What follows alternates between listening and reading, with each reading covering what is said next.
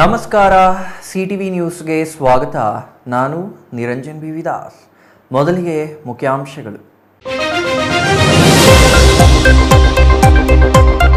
ಚಿಕ್ಕಬಳ್ಳಾಪುರದಲ್ಲಿ PM Modi emergency ಫಂಡ್ಗಿಲ್ಲ ಬೆಲೆ. ಅತಿ ತುರ್ತು ವೈದ್ಯಕೀಯ ಸಲಕರಣೆ ಬಳಸದೆ ನಿರ್ಲಕ್ಷ್ಯ ವಹಿಸಿದ ನಂದಿ ವೈದ್ಯಕೀಯ ಕಾಲೇಜಿನ ಅಧಿಕಾರಿಗಳು. ನೂತನ ವೈದ್ಯಕೀಯ ಸಲಕರಣೆ ಬಳಸದೆ ಮೂಲೆ ಗುಂಪು. ಚಿಕ್ಕಬಳ್ಳಾಪುರ ತಾಲೂಕಿನ ಗುಂತಪ್ಪನಹಳ್ಳಿ ಗ್ರಾಮಸ್ಥರಿಗೆ ಭಯ ಹುಟ್ಟಿಸಿದ ಆಗಂತುಕ. ರಾತ್ರಿ ವೇಳೆ ಬೆತ್ತಲೆಯಾಗಿ ಮನೆಗಳಿಗೆ ನುಗ್ಗಿ ರಾಧಾಂತ. ಆಗಂತುಕನನ್ನು ಹಿಡಿದು ಪೊಲೀಸರಿಗೆ ಒಪ್ಪಿಸಿದ ಗ್ರಾಮಸ್ಥರು. ಬೀದಿ ದೀಪ ಬಿದ್ದು ಗಾಯಗೊಂಡಿದ್ದ ವ್ಯಕ್ತಿ ಸಾವು. ಗೌರಿಬಿದನೂರು ನಗರದಲ್ಲಿ ನವೆಂಬರ್ 2ರಂದು ನಡೆದಿದ್ದ ಘಟನೆ. ಪರಿಹಾರಕ್ಕೆ ಆಗ್ರಹಿಸಿ ನಗರಸಭೆ ಮುಂದೆ ಪ್ರತಿಭಟನೆ ನಡೆಸಿದ ಕುಟುಂಬಸ್ಥರು. ಚಿಕ್ಕಬಳ್ಳಾಪುರ ಜಿಲ್ಲಾ ಪತ್ರಕರ್ತರ ಸಂಘದ ನೂತನ ಪದಾಧಿಕಾರಿಗಳಿಗೆ ಗೌರವ ಸನ್ಮಾನ. ಶ್ರೀ ವಾಲ್ಮೀಕಿ ನಾಯಕ ವಿದ್ಯಾ ಅಭಿವೃದ್ಧಿ ಸಂಘದಿಂದ ಕಾರ್ಯಕ್ರಮ. ಪತ್ರಕರ್ತರ ಸಂಘದ ಪದಾಧಿಕಾರಿಗಳಿಗೆ ಗೌರವ.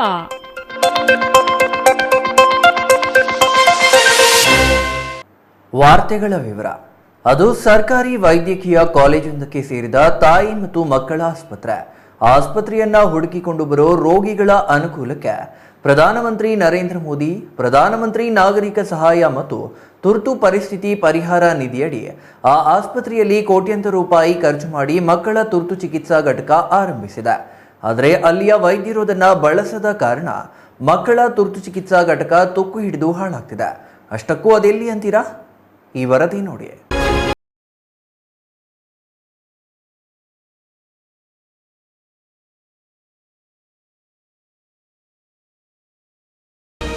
ಇದು ಚಿಕ್ಕಬಳ್ಳಾಪುರದ ತಾಯಿ ಮತ್ತು ಮಕ್ಕಳ ಆಸ್ಪತ್ರೆ. ಸರ್ಕಾರಿ ನಂದಿ ವೈದ್ಯಕೀಯ ಕಾಲೇಜು ಹಾಗೂ ಸಂಶೋಧನಾ ಸಂಸ್ಥೆಗೆ ಸೇರಿದೆ.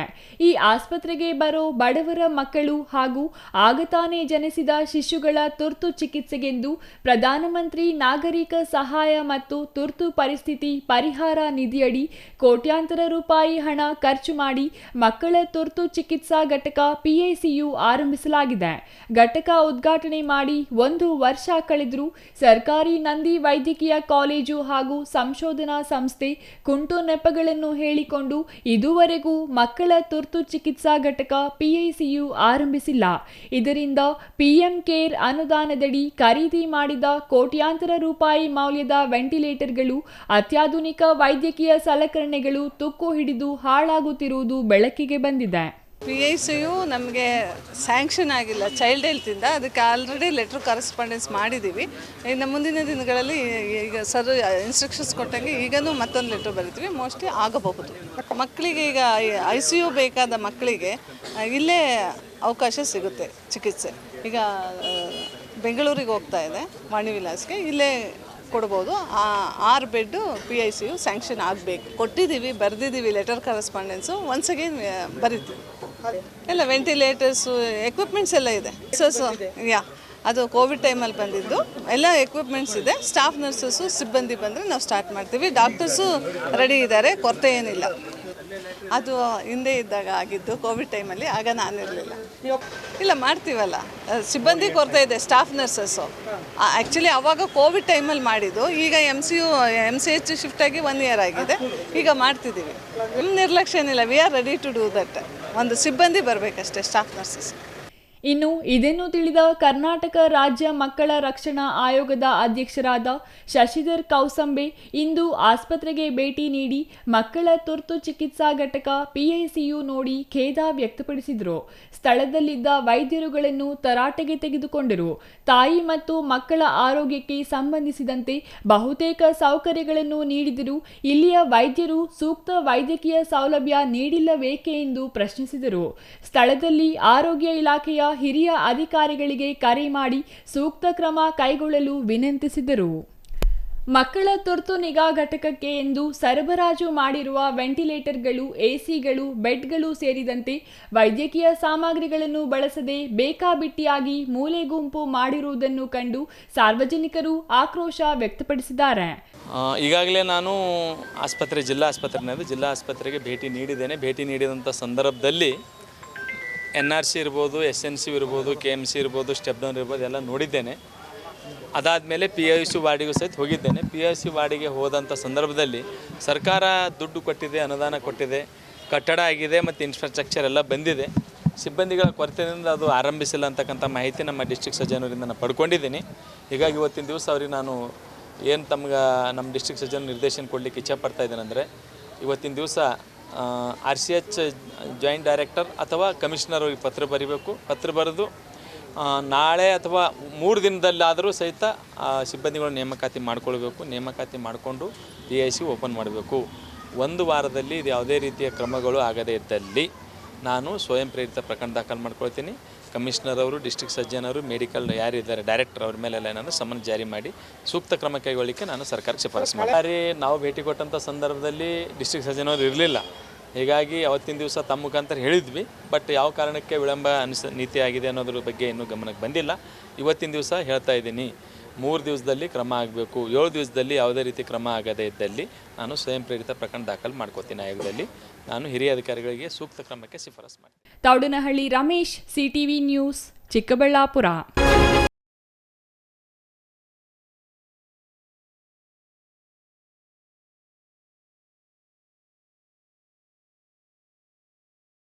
ಒಂದು ಗ್ರಾಮದಲ್ಲಿ ಮಧ್ಯರಾತ್ರಿಯಾದರೆ ಸಾಕು, ಅನುಮಾನಾಸ್ಪದವಾಗಿ ವ್ಯಕ್ತಿಗಳ ಓಡಾಟದಿಂದ ಗ್ರಾಮಸ್ಥರು ಕಂಗಾಲಾಗಿದ್ದು, ಬಟ್ಟೆಗಳಿಲ್ಲದ ಚಡ್ಡಿಯಲ್ಲಿ ಬಂದ ವ್ಯಕ್ತಿ ಮನೆಗಳಿಗೆ ಚಿಲಕಗಳನ್ನು ಹಾಕಿ ಮತ್ತು ಮನೆಯೊಂದಕ್ಕೆ ನುಗ್ಗಿ ದೊಡ್ಡ ಅವಾಂತರ ಸೃಷ್ಟಿ ಮಾಡಿದ್ದಾನೆ.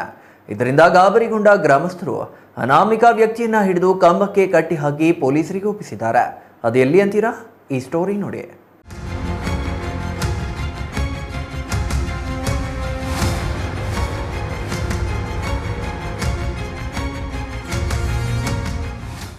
ಹೀಗೆ ತಡರಾತ್ರಿ ಮನೆಗಳಿಗೆ ನುಗ್ಗಿದ ಅನುಮಾನಾಸ್ಪದ ವ್ಯಕ್ತಿಯೋರ್ವನನ್ನು ಹಿಡಿದು ಕಳ್ಳನೆಂದು ಕಂಬಕ್ಕೆ ಕಟ್ಟಿಹಾಕಿ ಪ್ರಶ್ನಿಸುತ್ತಿರುವ ಗ್ರಾಮಸ್ಥರು.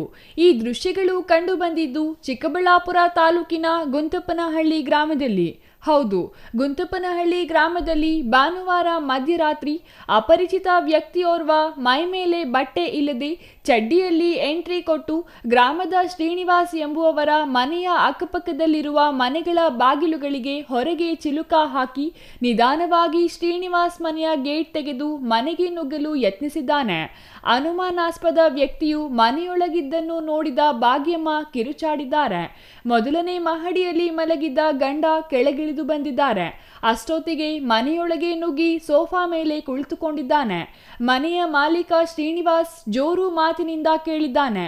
ಆದರೆ ಅನುಮಾನಾಸ್ಪದ ವ್ಯಕ್ತಿ ಅಲ್ಲಿಂದ ಎಸ್ಕೇಪ್ ಆಗಿ ಪಕ್ಕದ ಅಜ್ಜಿಯ ಮನೆಗೆ ಸೇರ್ಕೊಂಡು ಆತಂಕ ಸೃಷ್ಟಿ ಮಾಡಿದ್ದಾನೆ.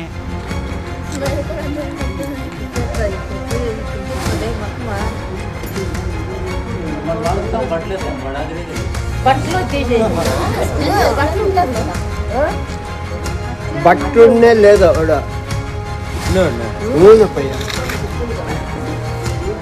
చిక్కులోడంతా ఏమంది మమ్మీ పోయి గుండెలుసుకుంటా ఉంటా. ఎవరు గురా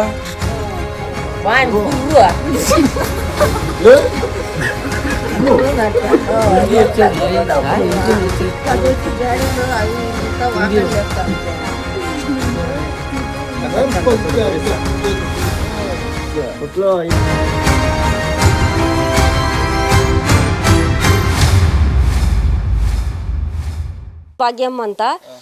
ರಾತ್ರಿ 1 ಗಂಟೆ ಆಗಿತ್ತು ಸರ್, ನಾವೆಲ್ಲ ಮಲಗಿಬಿಟ್ಟಿದ್ವಿ. ಇದು ನಾವು ಮಲಗಿಬಿಟ್ಟಿದ್ವಿ, ಇಲ್ಲಿ ಗಲಾಟೆ ಮಾಡ್ತಾ ಇದ್ದೆ ಸರ್. ಸ್ವಲ್ಪ ಇದು ಮಾಡ್ತಾ ಇದ್ದ ಅವರೇ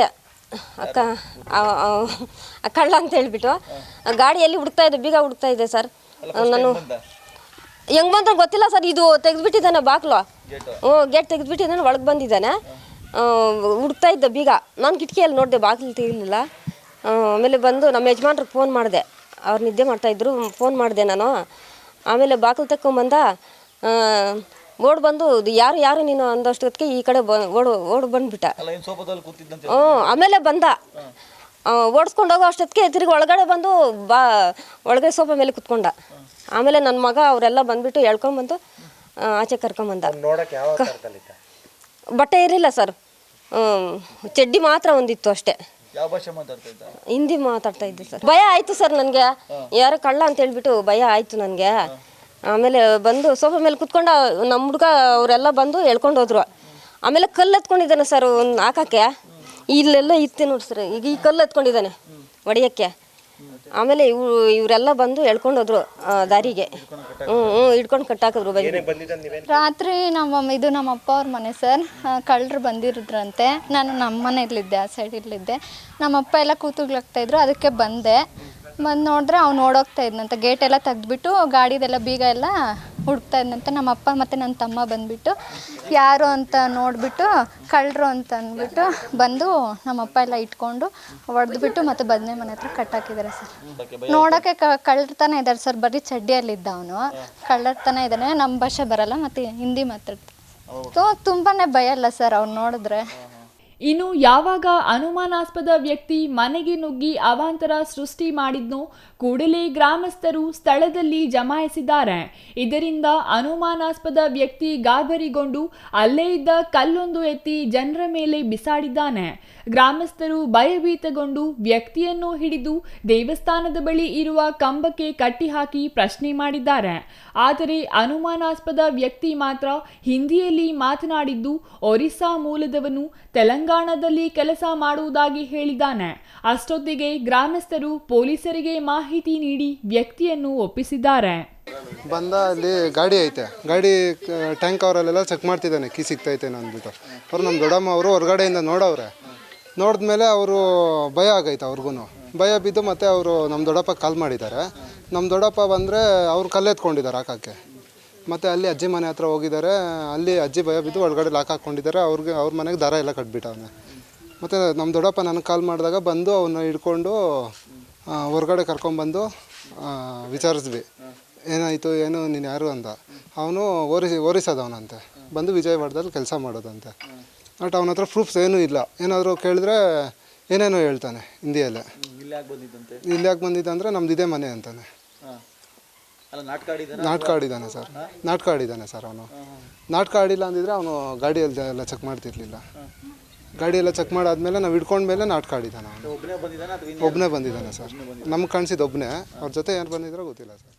ಇನ್ನು ಗುಂತಪ್ಪನಹಳ್ಳಿ ಗ್ರಾಮದಲ್ಲಿ ಇತ್ತೀಚಿನ ದಿನಗಳಲ್ಲಿ ರಾತ್ರಿ ಸಮಯದಲ್ಲಿ ಅನುಮಾನಾಸ್ಪದ ವ್ಯಕ್ತಿಗಳ ಓಡಾಟ ನಡೆಯುತ್ತಿದ್ದು, ಭಾನುವಾರ ರಾತ್ರಿ ಕಳ್ಳನಂತೆ ಮನೆಗೆ ನುಗ್ಗಿದ ವ್ಯಕ್ತಿಯು ಗ್ರಾಮಸ್ಥರಿಗೆ ಭೀತಿ ಮೂಡಿಸಿದ್ದು, ಘಟನೆ ತಿಳಿದು ಸ್ಥಳಕ್ಕೆ ಬಂದ ಚಿಕ್ಕಬಳ್ಳಾಪುರ ಗ್ರಾಮಾಂತರ ಪೊಲೀಸರು ಅನಾಮಿಕ ವ್ಯಕ್ತಿಯನ್ನು ಕರೆದುಕೊಂಡು ಬಂದು ವಿಚಾರಣೆ ನಡೆಸಿದ್ದಾರೆ. ಮಾನಸಿಕ ಅಸ್ವಸ್ಥನೆಂದು ತಿಳಿದ ನಂತರ ವ್ಯಕ್ತಿಯನ್ನು ಬೆಳಿಗ್ಗೆವರೆಗೂ ಠಾಣೆಯಲ್ಲಿಟ್ಟುಕೊಂಡು ಬೆಳಿಗ್ಗೆ ಬಿಟ್ಟು ಕಳಿಸಿಕೊಟ್ಟಿದ್ದಾರೆ.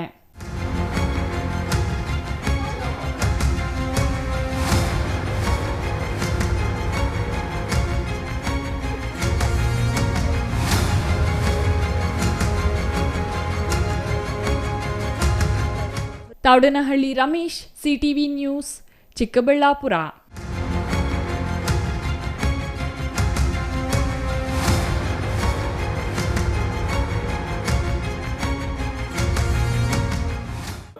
ವಿದ್ಯುತ್ ದಾರಿದೀಪದ ಮೌಲ್ಡ್ ಬಿದ್ದು ತಿಂಗಳ ಹಿಂದೆ ಗಂಭೀರವಾಗಿ ಗಾಯಗೊಂಡಿದ್ದ ವ್ಯಕ್ತಿ ಮೃತಪಟ್ಟಿದ್ದು, ಸೂಕ್ತ ಪರಿಹಾರಕ್ಕೆ ಆಗ್ರಹಿಸಿ ಕುಟುಂಬಸ್ಥರು ನಗರಸಭೆಯ ಮುಂದೆ ಇಂದು ಪ್ರತಿಭಟನೆ ನಡೆಸಿದರು.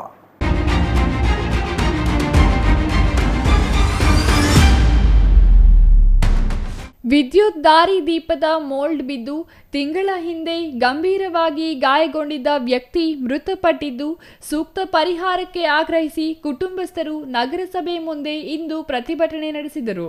45 ವರ್ಷದ ಸಿಕಂದರ್ ಖಾನ್ ನವೆಂಬರ್ 2ರಂದು ನಗರದ BH ರಸ್ತೆಯ HDFC ಬ್ಯಾಂಕ್ ಬಳಿ ದ್ವಿಚಕ್ರ ವಾಹನದಲ್ಲಿ ತೆರಳುತ್ತಿದ್ದಾಗ ರಸ್ತೆ ಬದಿಯ ದಾರಿದೀಪದ ವಿದ್ಯುತ್ ಕಂಬ ಏಕಾಏಕಿ ಅವರ ಮೇಲೆ ಬಿದ್ದಿತ್ತು. ಕಂಬ ಬಿದ್ದ ರಭಸಕ್ಕೆ ಗಂಭೀರವಾಗಿ ತಲೆಗೆ ಗಾಯವಾಗಿತ್ತು. ತಕ್ಷಣ ಆತನನ್ನು ಬೆಂಗಳೂರು ಹಾಗೂ ತದನಂತರ ತುಮಕೂರಿನ ಖಾಸಗಿ ಆಸ್ಪತ್ರೆಗೆ ಸಾಗಿಸಿ ಚಿಕಿತ್ಸೆ ಕೊಡಿಸಲಾಗಿತ್ತು. ಬಳಿಕ ತುಮಕೂರಿನ ಆಸ್ಪತ್ರೆಯಲ್ಲಿ ದಾಖಲಿಸಿ ಚಿಕಿತ್ಸೆ ಕೊಡಿಸಲಾಗುತ್ತಿತ್ತು. ಆದರೆ ಚಿಕಿತ್ಸೆ ಫಲಕಾರಿಯಾಗದೆ ಡಿಸೆಂಬರ್ 8ರಂದು ನಿಧನರಾಗಿದ್ದಾರೆ. ಕುಟುಂಬಸ್ಥರು ತುಮಕೂರಿನ ಖಾಸಗಿ ಆಸ್ಪತ್ರೆಯಲ್ಲಿ ಮೃತಪಟ್ಟ ಸಿಕಿಂದರ್ ಶವವನ್ನು ಆಂಬ್ಯುಲೆನ್ಸ್ ವಾಹನದಲ್ಲಿ ತಂದು ನಗರಸಭೆ ಮುಂದೆ ಕುಟುಂಬಸ್ಥರು ಪ್ರತಿಭಟಿಸಿದರು. ನಗರಸಭೆ ಹಾಗೂ ಗುತ್ತಿಗೆದಾರರು ಬೀದಿ ದೀಪಗಳನ್ನು ಸೂಕ್ತ ರೀತಿಯಲ್ಲಿ ನಿರ್ವಹಣೆ ಮಾಡದಿರುವುದೇ ಈ ದುರ್ಘಟನೆಗೆ ಕಾರಣ.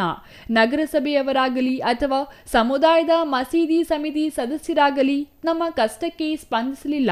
ಕನಿಷ್ಠ ಆಸ್ಪತ್ರೆಗೂ ಭೇಟಿ ನೀಡಲಿಲ್ಲ. ಕುಟುಂಬಕ್ಕೆ ಆಧಾರವಾಗಿದ್ದ ವ್ಯಕ್ತಿಯನ್ನು ಕಳೆದುಕೊಂಡು ನಾವು ಸಂಕಷ್ಟದಲ್ಲಿದ್ದೇವೆ. ಆದ್ದರಿಂದ ಸೂಕ್ತ ಪರಿಹಾರ ದೊರಕಿಸಿಕೊಡಬೇಕು. ದುರ್ಘಟನೆಗೆ ಕಾರಣರಾದವರ ವಿರುದ್ಧ ಕಠಿಣ ಕಾನೂನು ಕ್ರಮ ಜರುಗಿಸಬೇಕೆಂದು ಆಗ್ರಹಿಸಿದರು. ಪೌರಾಯುಕ್ತ ರಮೇಶ್ ಪ್ರತಿಭಟನಾಕಾರರ ಮನವಿ ಸ್ವೀಕರಿಸಿ ಘಟನೆ ಬಗ್ಗೆ ಜಿಲ್ಲಾಧಿಕಾರಿ ನೇತೃತ್ವದ ಸಮಿತಿ ಮುಂದೆ ಸಲ್ಲಿಸಿ ಸೂಕ್ತ ಪರಿಹಾರ ಒದಗಿಸಲಾಗುವುದು. ಆಶ್ರಯ ಯೋಜನೆಯಡಿ ನಿವೇಶನ ಮಂಜೂರು ಮಾಡಲು ಅಗತ್ಯ ಕ್ರಮ ಜರುಗಿಸಲಾಗುವುದು. ಗುತ್ತಿಗೆದಾರರ ನಿರ್ಲಕ್ಷ್ಯವಿದ್ದಲ್ಲಿ ತನಿಖೆಯ ನಂತರ ಮುಂದಿನ ಕ್ರಮ ಜರುಗಿಸಲಾಗುವುದೆಂದರು.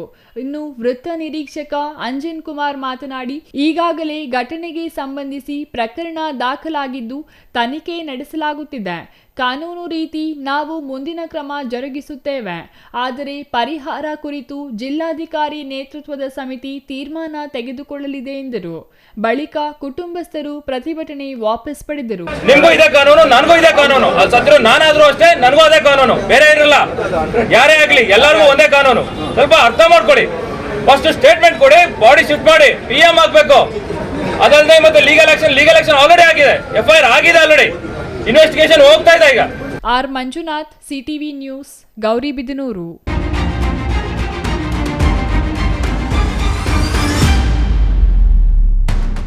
ಇತ್ತೀಚೆಗೆ ನಡೆದ ಚಿಕ್ಕಬಳ್ಳಾಪುರ ಪತ್ರಕರ್ತರ ಸಂಘದ ಚುನಾವಣೆಯಲ್ಲಿ ಆರಿಸಿ ಬಂದಿರುವ ನೂತನ ಪದಾಧಿಕಾರಿಗಳನ್ನು ಇಂದು ಶ್ರೀ ವಾಲ್ಮೀಕಿ ನಾಯಕ ವಿದ್ಯಾ ಅಭಿವೃದ್ಧಿ ಸಂಘದಿಂದ ಗೌರವಿಸಲಾಯಿತು. ಪತ್ರಕರ್ತರ ಭವನದಲ್ಲಿ ನಡೆದ ಕಾರ್ಯಕ್ರಮದಲ್ಲಿ ಎಲ್ಲಾ ಪದಾಧಿಕಾರಿಗಳು ಭಾಗವಹಿಸಿದರು.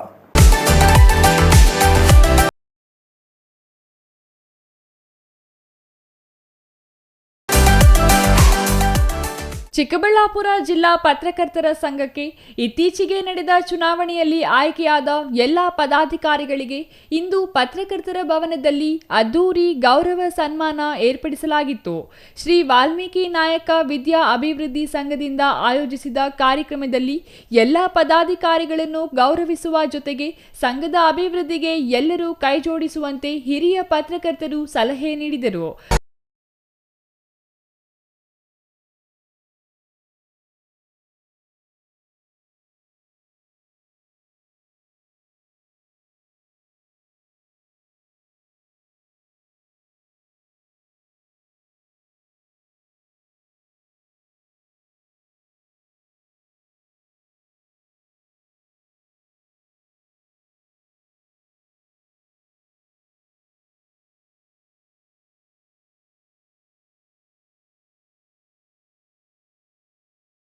ಪತ್ರಕರ್ತರ ಭವನದಲ್ಲಿ ನಡೆದ ಕಾರ್ಯಕ್ರಮದಲ್ಲಿ ಶ್ರೀ ವಾಲ್ಮೀಕಿ ನಾಯಕ ವಿದ್ಯಾ ಅಭಿವೃದ್ಧಿ ಸಂಘದ ಗವಿರಾಯಪ್ಪ ನೇತೃತ್ವದಲ್ಲಿ ಕಾರ್ಯಕ್ರಮ ಆಯೋಜಿಸಲಾಗಿದ್ದು, ನೂತನ ಪದಾಧಿಕಾರಿಗಳು ಮತ್ತು ಜಿಲ್ಲಾ ಕೇಂದ್ರದ ಹಿರಿಯ ಪತ್ರಕರ್ತರನ್ನು ಗೌರವಿಸಲಾಯಿತು.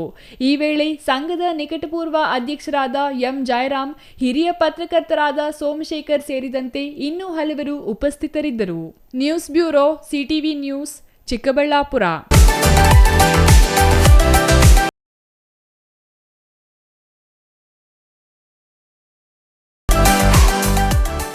ಚಿಕ್ಕಬಳ್ಳಾಪುರ ನಗರದ MG ರಸ್ತೆಯಲ್ಲಿ ಬೈಕ್ ಸವಾರನಿಗೆ ಖಾಸಗಿ ಬಸ್ ಡಿಕ್ಕಿ ಹೊಡೆದ ಪರಿಣಾಮ 22 ವರ್ಷದ ಯುವಕ ಮುಸ್ತಾಫ್ ಸ್ಥಳದಲ್ಲಿ ಸಾವನ್ನಪ್ಪಿದ್ದಾರೆ.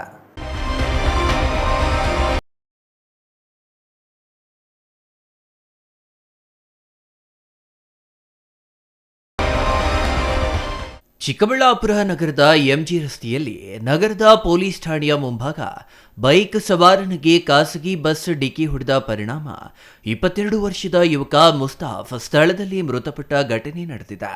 ಮೃತ ಯುವಕ ಚಿಕ್ಕಬಳ್ಳಾಪುರ ನಗರದ ದರ್ಗಾ ಮೊಹಲ್ಲಾ ನಿವಾಸಿ ಎಂದು ತಿಳಿದು ಬಂದಿದೆ. ಇನ್ನು ಚಿಕ್ಕಬಳ್ಳಾಪುರದಿಂದ ಗೌರಿಬಿದನೂರಿನತ್ತ ಹೊರಟಿದ್ದ SLV ಖಾಸಗಿ ಬಸ್ಸು ಪಕ್ಕದಲ್ಲಿದ್ದ ಬೈಕ್ ಸವಾರನ ಮೇಲೆ ಹರಿದ ಪರಿಣಾಮ ಯುವಕ ಸ್ಥಳದಲ್ಲಿ ಮೃತಪಟ್ಟಿದ್ದಾನೆ. ಸುದ್ದಿ ತಿಳಿಯುತ್ತಿದ್ದಂತೆ ಚಿಕ್ಕಬಳ್ಳಾಪುರ ಸಂಚಾರಿ ಠಾಣಾ ಪೊಲೀಸರು ಸ್ಥಳಕ್ಕೆ ಭೇಟಿ ನೀಡಿ ಪರಿಶೀಲನೆ ನಡೆಸಿದ್ದು ದೂರು ದಾಖಲು ಮಾಡಿಕೊಂಡು ಖಾಸಗಿ ಬಸ್ಸನ್ನ ವಶಕ್ಕೆ ಪಡೆದು ಮೃತ ಯುವಕನನ್ನ ಚಿಕ್ಕಬಳ್ಳಾಪುರ ಜಿಲ್ಲಾಸ್ಪತ್ರೆಗೆ ರವಾನಿಸಿದ್ದಾರೆ.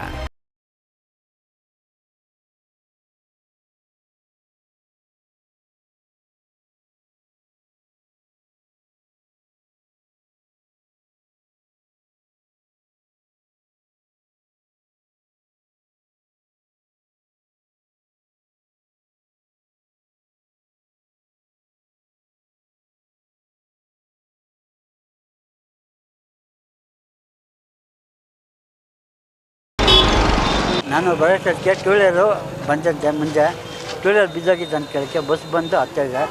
ಅಷ್ಟೊತ್ತಿಗೆ ಪೊಲೀಸರು ಬಂದು ನಾನು ಬರೋಷ್ಟೊತ್ತಿಗೆ ಪೊಲೀಸರು ಅವ್ರನ್ನ ನಿಂತ್ಕೊಂಡು ಆಂಬುಲೆನ್ಸಲ್ಲಿ ಹಾಕ್ಕೊಂಡು ಹೋಗಿ. ಯಾವ ಥರ ಆಯ್ತು ಅದು? ಅದು ಯಾವ ಥರ ಗೊತ್ತಿಲ್ಲ ಸರ್. ಎಲ್ಲಿ ಯಾರು ಹೇಳಿ ಸ್ಕಿಡ್ ಆಯ್ತಂತ ಹಾಂ ಕಿಡ್ಡಾಗಿ ಬಿದ್ದೋಗಿದೆ ಗಾಡಿ ಟೂ ವೀಲರ್.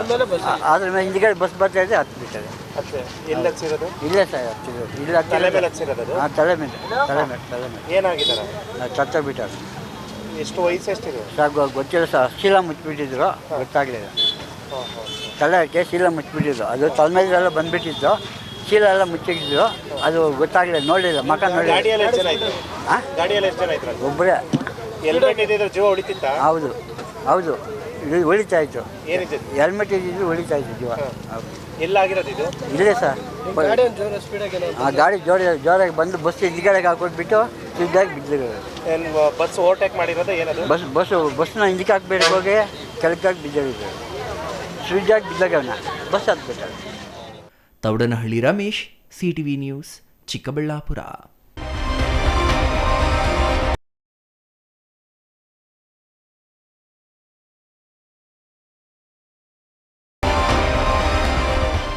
ಹೆತ್ತ ತಾಯಿಯ ಮೇಲೆಯೇ ಬಲಾತ್ಕಾರ ಮಾಡಿ ಪೈಶಾಚಿಕ ಕೃತ್ಯ ಎಸಗಿದ ಆರೋಪಿಗೆ ಚಿಕ್ಕಬಳ್ಳಾಪುರ 1ನೇ ಅಧಿಕ ಜಿಲ್ಲಾ ಸತ್ರ ನ್ಯಾಯಾಲಯ ಜೀವಾವಧಿ ಶಿಕ್ಷೆ ವಿಧಿಸಿ ಐತಿಹಾಸಿಕ ತೀರ್ಪು ನೀಡಿದೆ. ಮಾನವೀಯ ಮೌಲ್ಯಗಳನ್ನೇ ಮರೆತು ವರ್ತಿಸಿದ್ದ ಆರೋಪಿಗೆ ನ್ಯಾಯಾಲಯ ನೀಡಿದ ಈ ತೀರ್ಪು ಎಲ್ಲೆಡೆ ಪ್ರಶಂಸೆಗೆ ಪಾತ್ರವಾಗಿದೆ.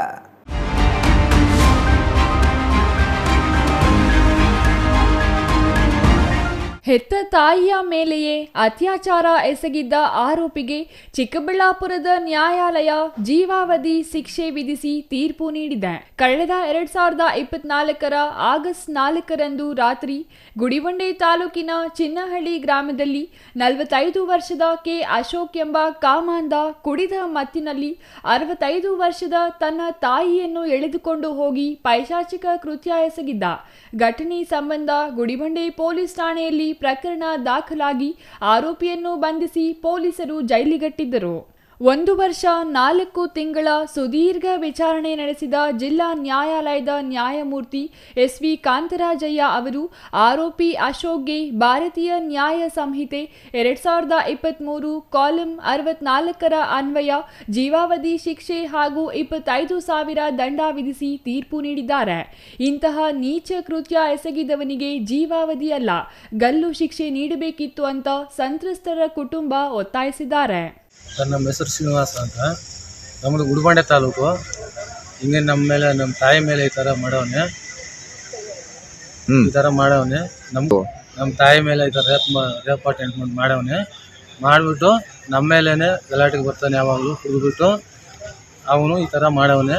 ಪ್ರಪಂಚದಲ್ಲಿ ಯಾರಿಗೂ ಆಗಬಾರ್ದು ಶಿಕ್ಷೆ. ಆ ಥರ ಶಿಕ್ಷೆ ಆಗಬೇಕು. ಯಾರು ಈ ಥರ ಮಾಡಬಾರ್ದು ಅಂತ ಶಿಕ್ಷೆ ಕೊಡಬೇಕು ಅವನಿಗೆ. ಅದೇ ಶಿಕ್ಷೆ ಆಗಲಿ ಬಿಡ್ರಿ ಸರ್. ನಮ್ಮೂರವರು ಹೋಗಿದ್ರಂತೆ, ಮಾತಾಡ್ಸಿದ್ರಂತೆ ಅವನ ಹತ್ರ. ಅವನು ಹೇಳ್ದಂತೆ, ಅವನು ಏನು ಹೇಳಿದ್ರು ಗೊತ್ತಾ? ನಾನು ಆಚೆಗೆ ಬಂದು ನಮ್ಮ ಅಮ್ಮನ್ನ ನನ್ನ ಸಾಯಿಸ್ಬಿಟ್ಟು ನಮ್ಮ ಕುಟುಂಬವ್ರನ್ನೆಲ್ಲ ಸಾಯಿಸ್ಬಿಟ್ಟು ಆಮೇಲೆ ಅದೇ ಜೈಲಿಗೆ ಹೋಗ್ತೀನಿ, ನಾನು ಅದೇ ಜೈಲಲ್ಲೇ ಸತ್ತೋಗ್ತೀನಿ, ಅಲ್ಲೇ ಇರ್ತೀನಿ ಸಾಯಗಂಟ ಅಂತ ಹೇಳಿದ್ನಂತೆ ಅವನು. ಬರಲಿ ಬಿಡಿ ಸರ್ ಅಂತ ಅವ್ನು ಬರಬೇಕು. Satish Babu, CTV news, Gudibande.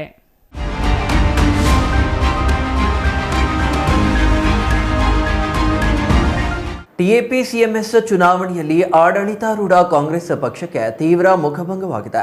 ಅದರಲ್ಲೂ ಕಾಂಗ್ರೆಸ್ ಶಾಸಕ ಎಸ್.ಎನ್. ಸುಬ್ಬಾರೆಡ್ಡಿ ಅವರಿಗೆ ಈ ಚುನಾವಣೆಯಲ್ಲಿ ಭಾರಿ ಹಿನ್ನಡೆ ಕಂಡಿದ್ದು, ಇದು ಕಾಂಗ್ರೆಸ್ ಪಾಳೆಯದಲ್ಲಿ ತೀವ್ರ ಆತಂಕವನ್ನ ಉಂಟು ಮಾಡಿದೆ ಎಂದರೆ ತಪ್ಪಾಗಲಾರದು.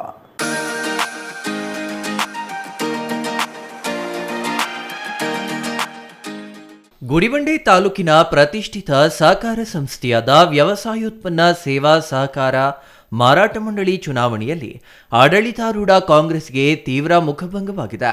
ಅಲ್ಲದೆ ಶಾಸಕ ಸುಬ್ಬಾರೆಡ್ಡಿ ಅವರಿಗೆ ಈ ಚುನಾವಣೆ ತೀವ್ರ ಹಿನ್ನಡೆ ತಂದಿಟ್ಟಿದ್ದು, ಎನ್ಡಿಎ ಬೆಂಬಲಿತ ಅಭ್ಯರ್ಥಿಗಳು ಭರ್ಜರಿ ಗೆಲುವು ಸಾಧಿಸುವ ಮೂಲಕ ದಶಕಗಳಿಂದ ಇದ್ದ ಕಾಂಗ್ರೆಸ್ ಭದ್ರಕೋಟೆಯನ್ನ ಛಿದ್ರಗೊಳಿಸುವಲ್ಲಿ ಯಶಸ್ವಿಯಾಗಿದ್ದಾರೆ.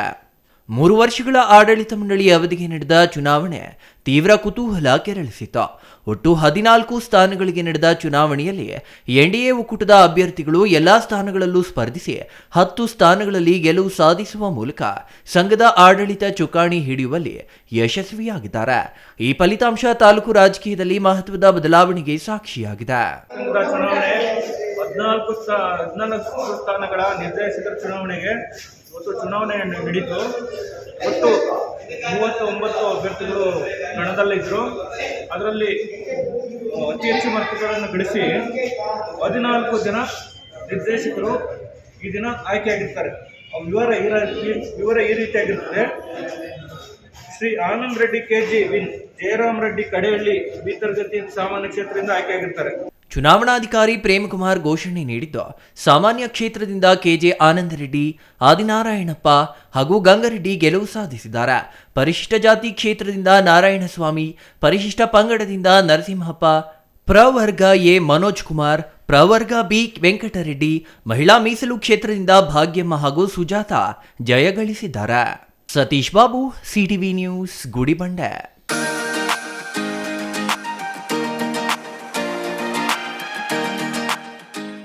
ಇದೀಗ ಚಿಕ್ಕದೊಂದು ವಿರಾಮದ ನಂತರ ಸಿಟಿವಿ ನ್ಯೂಸ್ ಮತ್ತೆ ಮುಂದುವರಿಯಲಿದೆ.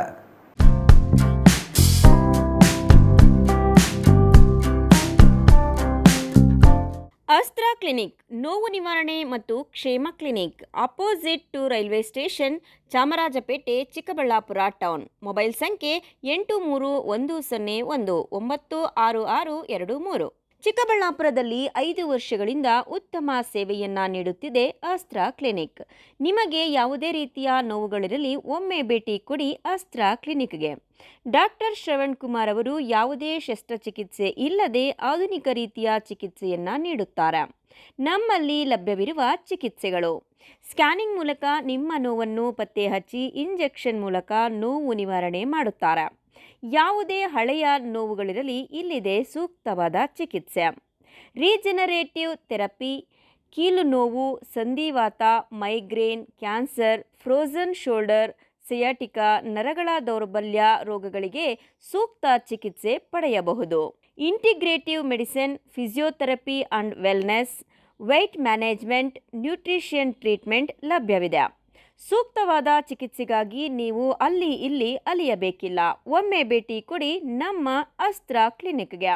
ಅಸ್ತ್ರ ಕ್ಲಿನಿಕ್ ನೋವು ನಿವಾರಣೆ ಮತ್ತು ಕ್ಷೇಮ clinic, opposite railway station, Chamarajpet, Chikkaballapur town. Mobile ಸಂಖ್ಯೆ 8310196623.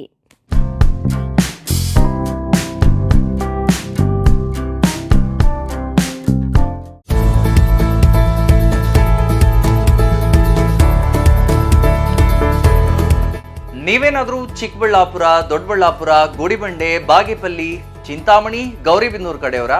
ಹಾಗಿದ್ರೆ ಇನ್ನೂ ಏನು ಯೋಚನೆ ಮಾಡ್ತಾ ಇದ್ದೀರಾ? ಸೆಕೆಂಡ್ ಥಾಟ್ ಇಲ್ಲದೆ ನೀವು ಬರಬೇಕಾಗಿರೋದು ನಮ್ಮ ಏಸ್ ಆಕ್ವಾಟೆಕ್ಗೆ. ಯಾಕೆಂದ್ರೆ ನಿಮ್ಮಿಷ್ಟದ ಪ್ಯೂರಿಫೈಯರ್ಸ್ನ ನೀವು ತಗೊಂಡು ಹೋಗ್ಬೋದು. ಹಾಗೆ ಎಷ್ಟು ವೈಡ್ ವೆರೈಟಿ ಆಪ್ಷನ್ಸ್ ನಿಮಗೆ ಯಾವುದೇ ಶೋರೂಮಲ್ಲೂ ನೋಡೋಕೆ ಸಿಗೋದಿಲ್ಲ. ಬರೀ 5,500ಕ್ಕೆ ವಾಟರ್ ಪ್ಯೂರಿಫೈಯರ್ಸ್ ಸಿಗ್ತಾ ಇದೆಯಾ? ಹೌದು, ನಮ್ಮ ಏಸ್ ಆಕ್ವಾಟೆಕ್ನಲ್ಲಿ ಬರೀ 5,500ದಿಂದ ಒಳ್ಳೆಯ ಗುಣಮಟ್ಟದ ವಾಟರ್ ಪ್ಯೂರಿಫೈಯರ್ಸ್ ಶುರುವಾಗಿದೆ. ವೈಡ್ ವೆರೈಟಿ ಜೊತೆ ಕಾಪರ್, ಜಿಂಕ್, ಆಲ್ಕಲೈನ್ ಟೆಕ್ನಾಲಜೀಸ್. ಯಾವುದೇ ಪ್ಯೂರಿಫೈಯರ್ಸ್ ಜೊತೆ 1 ವರ್ಷದ ವ್ಯಾರಂಟಿ ಜೊತೆ ಫ್ರೀ ಇನ್ಸ್ಟಾಲೇಷನ್, ಹಾಗೆ 4 ವರ್ಷದ ಫ್ರೀ ಸರ್ವಿಸ್. ಹಾಗೆಯೇ ಯಾವುದೇ ಪ್ಯೂರಿಫೈಯರ್ಸ್ ಮಾರುಕಟ್ಟೆ ಬೆಲೆಗಿಂತ 40% ರಿಯಾಯಿತಿ ದರದಲ್ಲಿ ನಮ್ಮ ಹತ್ರ ಸಿಗ್ತಾ ಇದೆ. ಸತತವಾಗಿ 20 ವರ್ಷಗಳಿಂದ ಇವರು ಈ ಬಿಸ್ನೆಸ್ ನ ರನ್ ಮಾಡ್ಕೊಂಡು ಬರ್ತಾ ಇದ್ದಾರೆ. ಬೆಂಗಳೂರಿನ ಸಹಕಾರ ನಗರದಲ್ಲಿ, ಹಾಗೇನೆ ನಮ್ಮ ಚಿಕ್ಕಬಳ್ಳಾಪುರದಲ್ಲಿ ನಮ್ಮ ಔಟ್ಲೆಟ್ಸ್ ಇದೆ. ನಮ್ಮ ವಿಳಾಸ opposite to Canara bank, Ambur biryani ಪಕ್ಕದ ರಸ್ತೆ, 2ನೇ ಅಂಗಡಿ, ಬಿಬಿ ರೋಡ್, ಚಿಕ್ಕಬಳ್ಳಾಪುರ.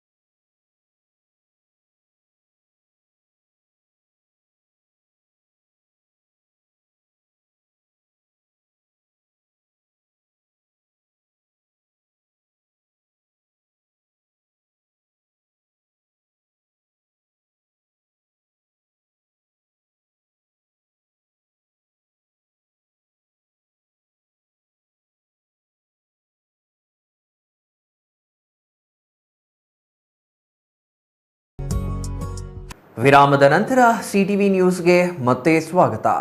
ಬಾಗೇಪಲ್ಲಿ ತಾಲೂಕು ವ್ಯವಸಾಯೋತ್ಪನ್ನಗಳ ಮಾರಾಟ ಸಹಕಾರ ಸಂಘದ ಆಡಳಿತ ಮಂಡಳಿ ನಿರ್ದೇಶಕರ ಸಾಮಾನ್ಯ ಚುನಾವಣೆ ಸಂಘದ ಕಚೇರಿಯಲ್ಲಿ ನಡೆಯಿತು.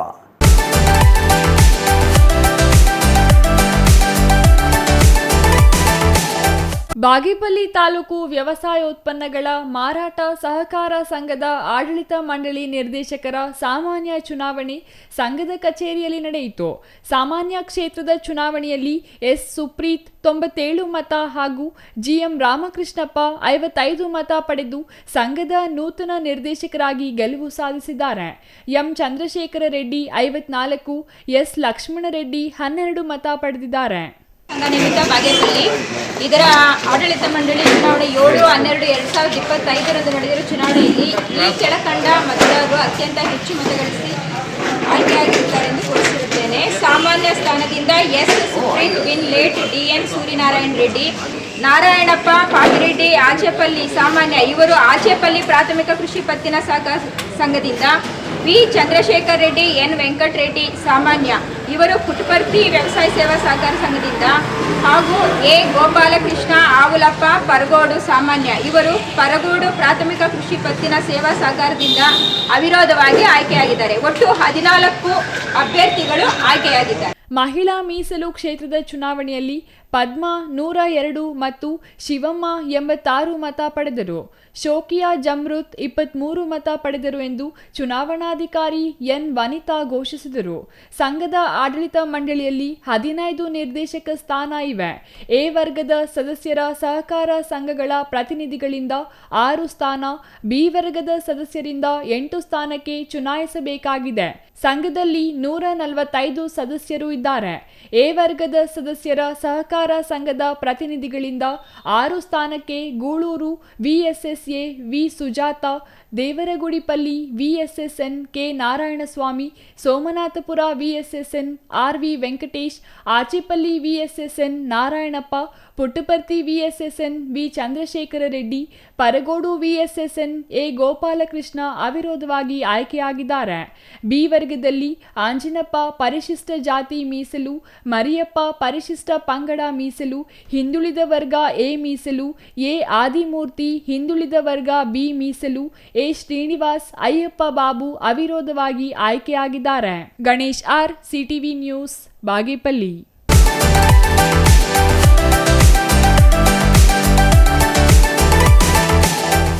ಗೋಹತ್ಯೆ ನಿಷೇಧ ಕಾಯ್ದೆಗೆ ತಿದ್ದುಪಡಿ ತರಲು ಮುಂದಾಗಿರುವ ಕಾಂಗ್ರೆಸ್ ಸರ್ಕಾರದ ವಿರುದ್ಧ ಜಿಲ್ಲಾ ವಿಶ್ವ ಹಿಂದೂ ಪರಿಷತ್ ಗೋರಕ್ಷಾ ವಿಭಾಗದ ಪದಾಧಿಕಾರಿಗಳು ದೊಡ್ಡಬಳ್ಳಾಪುರ ತಾಲೂಕು ಕಚೇರಿ ವೃತ್ತದಲ್ಲಿ ಪ್ರತಿಭಟನೆ ನಡೆಸಿ ಉಪವಿಭಾಗಾಧಿಕಾರಿಗಳಿಗೆ ಮನವಿ ಸಲ್ಲಿಸಿದರು. ಹಿಂದೂ ವಿರೋಧಿ ರಾಜ್ಯ ಸರ್ಕಾರಕ್ಕೆ, ಹಿಂದೂ ವಿರೋಧಿ ರಾಜ್ಯ ಸರ್ಕಾರ, ಗೋ ವಿರೋಧಿ ರಾಜ್ಯ ಸರ್ಕಾರಕ್ಕೆ. ಗೋಹತ್ಯೆ ನಿಷೇಧ ಕಾಯ್ದೆಗೆ ತಿದ್ದುಪಡಿ ತರಲು ಮುಂದಾಗಿರುವ ಕಾಂಗ್ರೆಸ್ ಸರ್ಕಾರದ ವಿರುದ್ಧ ಜಿಲ್ಲಾ ವಿಶ್ವ ಹಿಂದೂ ಪರಿಷತ್ ಗೋರಕ್ಷಾ ವಿಭಾಗದ ಪದಾಧಿಕಾರಿಗಳು ದೊಡ್ಡಬಳ್ಳಾಪುರ ತಾಲೂಕು ಕಚೇರಿ ವೃತ್ತದಲ್ಲಿ ಪ್ರತಿಭಟನೆ ನಡೆಸಿ ಉಪವಿಭಾಗಾಧಿಕಾರಿಗಳಿಗೆ ಮನವಿ ಸಲ್ಲಿಸಿದರು. ಈ ವೇಳೆ ಬಜರಂಗ ದಳ ಬೆಂಗಳೂರು ಗ್ರಾಮಾಂತರ ಜಿಲ್ಲೆ ಸಂಯೋಜಕ ಕೃಷ್ಣಮೂರ್ತಿ ಮಾತನಾಡಿ, ಕಾಂಗ್ರೆಸ್ ಸರ್ಕಾರ ಹಿಂದೂ ಸಂಘಟನೆ ಹಾಗೂ ಕಾರ್ಯಕರ್ತರ ಮೇಲೆ ಸವಾರಿ ಮಾಡುವ ಕೆಲಸ ಮಾಡುತ್ತಿದೆ. ರಾಜ್ಯದ ಎಲ್ಲ ಭಾಗಗಳಲ್ಲಿ ಗೋವುಗಳನ್ನು ಕದ್ದು ಸಾಗಾಟ ಮಾಡುವುದು ಮತ್ತು ವಧೆ ಮಾಡಿ ಅಕ್ರಮವಾಗಿ ಮಾಂಸ ಮಾರಾಟ ಮಾಡುವ ಮೂಲಕ ಹಿಂದೂಗಳ ಭಾವನೆಗಳಿಗೆ ಧಕ್ಕೆ ತರುವ ಕೆಲಸವನ್ನು ಜಿಹಾದಿಗಳು ನಿರಂತರವಾಗಿ ಮಾಡಿಕೊಂಡು ಬರುತ್ತಿದ್ದಾರೆಂದು ಆರೋಪಿಸಿದರು. ರಾಜ್ಯದಲ್ಲಿ ಈವರೆಗೂ ಪ್ರಬಲವಾದ ಗೋಹತ್ಯೆ ಕಾನೂನು ಜಾರಿಯಲ್ಲಿತ್ತು. ಗೋವುಗಳನ್ನು ಕದ್ದು ಸಾಗಾಟ ಮಾಡುವವರನ್ನು ಬಂಧಿಸಿ ಅವರ ಆಸ್ತಿ ಮುಟ್ಟುಗೋಲು ಹಾಕಿಕೊಳ್ಳುವ ಪ್ರಬಲ ಕಾನೂನನ್ನು ಹಿಂದಿನ ಬಿಜೆಪಿ ಸರ್ಕಾರ ಜಾರಿಗೊಳಿಸಿತ್ತು. ಸಿದ್ದರಾಮಯ್ಯ ಸರ್ಕಾರ ಒಂದು ವರ್ಗವನ್ನು ಓಲೈಸುವ ಉದ್ದೇಶದಿಂದ ಕಾನೂನನ್ನು ದುರ್ಬಲಗೊಳಿಸುವ ಕೆಲಸ ಮಾಡುತ್ತಿದೆ. ಗೋಕಳ್ಳರಿಗೆ, ಜಿಹಾದಿಗಳಿಗೆ ಸಹಾಯ ಮಾಡುವ ನಿಟ್ಟಿನಲ್ಲಿ ಕಾನೂನು ದುರ್ಬಲಗೊಳಿಸಲು ಹೊರಟಿದೆ. ಕಾಂಗ್ರೆಸ್ ಸರ್ಕಾರದ ಕ್ರಮವನ್ನು ಹಿಂದೂ ಸಮಾಜ ಬಲವಾಗಿ ಖಂಡಿಸುತ್ತದೆ ಎಂದು ಆಕ್ರೋಶ ವ್ಯಕ್ತಪಡಿಸಿದರು.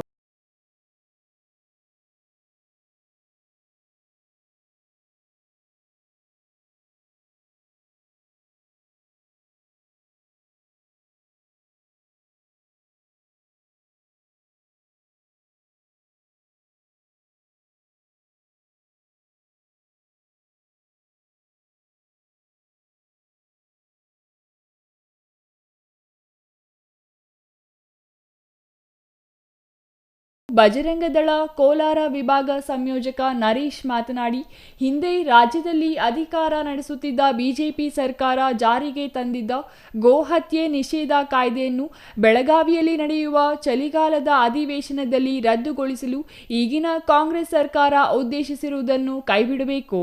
ಹಿಂದೂ ಸಮಾಜಕ್ಕೆ ಅತ್ಯಂತ ಪೂಜನೀಯವಾದ ಗೋವಂಶವನ್ನು ಹಿಂಸಾತ್ಮಕವಾಗಿ ಕಳ್ಳ ಸಾಗಾಟ ಮಾಡುವಾಗ ಪೊಲೀಸರು ವಶಪಡಿಸಿದ ಸಾಗಾಟ ವಾಹನಗಳನ್ನು ಸುಲಭವಾಗಿ ಹಿಂತಿರುಗಿಸುವಂತೆ ಮಾಡಲು ಕರ್ನಾಟಕ ಜಾನುವಾರು ಹತ್ಯೆ ಪ್ರತಿಬಂಧಕ ಹಾಗೂ ಸಂರಕ್ಷಣಾ ಕಾಯ್ದೆ 2020 ಸಡಿಲುಗೊಳಿಸಿ ತಿದ್ದುಪಡಿ ತರಲು ಮುಂದಾಗಿದ್ದಾರೆ ಎಂದರು. ಗೋವುಗಳಿಗೆ ಹಿಂಸೆ ಹೆಚ್ಚಾಗುವ ಸಾಧ್ಯತೆ ಇರುವ ಈ ತಿದ್ದುಪಡಿಯನ್ನು ತಕ್ಷಣ ಹಿಂದಕ್ಕೆ ಪಡೆಯಬೇಕೆಂದು ಒತ್ತಾಯಿಸಿದರು. ಬೆಂಗಳೂರು ಗ್ರಾಮಾಂತರ ಜಿಲ್ಲೆಯಲ್ಲಿ ಕೂಡ ಅತಿ ಹೆಚ್ಚು ಗೋವಿನ ಕಳ್ಳ ಸಾಗಾಟ, ಗೋವಿನ ಅಕ್ರಮ ವಧೆ, ಗೋವಿನ ಮಾಂಸ ಮಾರಾಟ ಹೆಚ್ಚಿನ ಕಡೆಯಲ್ಲಿ ನಡೆಯುತ್ತಿದೆ. ಇದಕ್ಕೆ ಜಿಲ್ಲಾಧಿಕಾರಿಗಳು ತಕ್ಷಣ ಕ್ರಮ ಕೈಗೊಳ್ಳಬೇಕೆಂದು ತಿಳಿಸಿದರು. Mahesh, CTV news, Doddaballapur. ಹಿಂದೂ ವಿರೋಧಿ ರಾಜ್ಯ ಸರ್ಕಾರಕ್ಕೆ, ಹಿಂದೂ ವಿರೋಧಿ ರಾಜ್ಯ ಸರ್ಕಾರ, ಗೋ ವಿರೋಧಿ ರಾಜ್ಯ ಸರ್ಕಾರಕ್ಕೆ. ನಂಜನಗೂಡು ತಾಲೂಕು ಕಂದಾಯ ಇಲಾಖೆಯಲ್ಲಿ ಗ್ರಾಮ ಸಹಾಯಕರ ಸಮಸ್ಯೆಗಳು ಮೊದಲಿನಿಂದಲೂ ಇವೆ.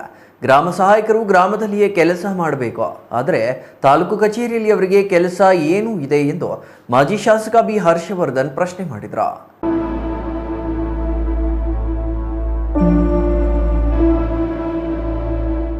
ನಂಜನಗೂಡು ಪಟ್ಟಣದಲ್ಲಿ ಮಾತನಾಡಿದ ಮಾಜಿ ಶಾಸಕ ಹರ್ಷವರ್ಧನ್ ಅವರು, ಗ್ರಾಮ ಸಹಾಯಕರ ಹುದ್ದೆಗಳನ್ನು ಮೊದಲು ಪರಿಚಯಿಸಿದವರು ಬಿ ಬಸವಲಿಂಗಪ್ಪನವರು.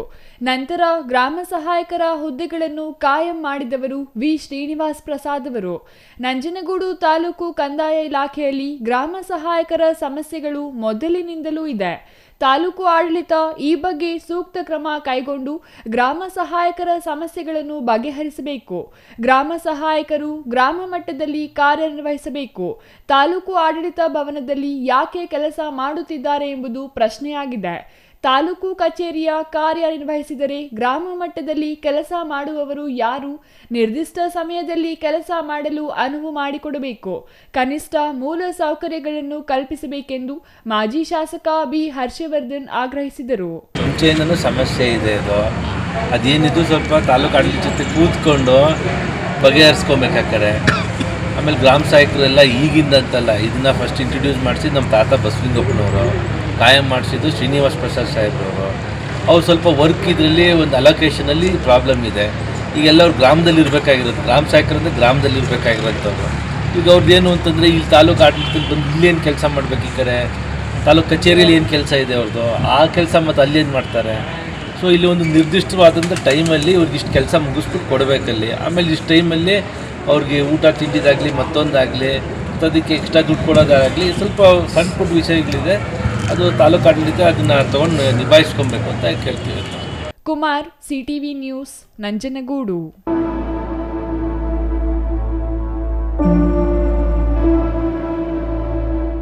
ಸಾವಿರದ 1992ರಲ್ಲಿ ನಡೆದಿದ್ದ ಬ್ಯಾಂಕ್ ಅವ್ಯವಹಾರಕ್ಕೆ ಸಂಬಂಧಿಸಿ ಅಪರಾಧಿ ಯಾರು ಎಂಬುದು ಬಹಿರಂಗವಾಗಬೇಕೆಂದು ಬ್ಯಾಂಕ್ ಮಾಜಿ ಅಧಿಕಾರಿ ಪತ್ನಿ ಶೈಲಜಾ ಅವರು ಒತ್ತಾಯಿಸಿದ್ದಾರೆ.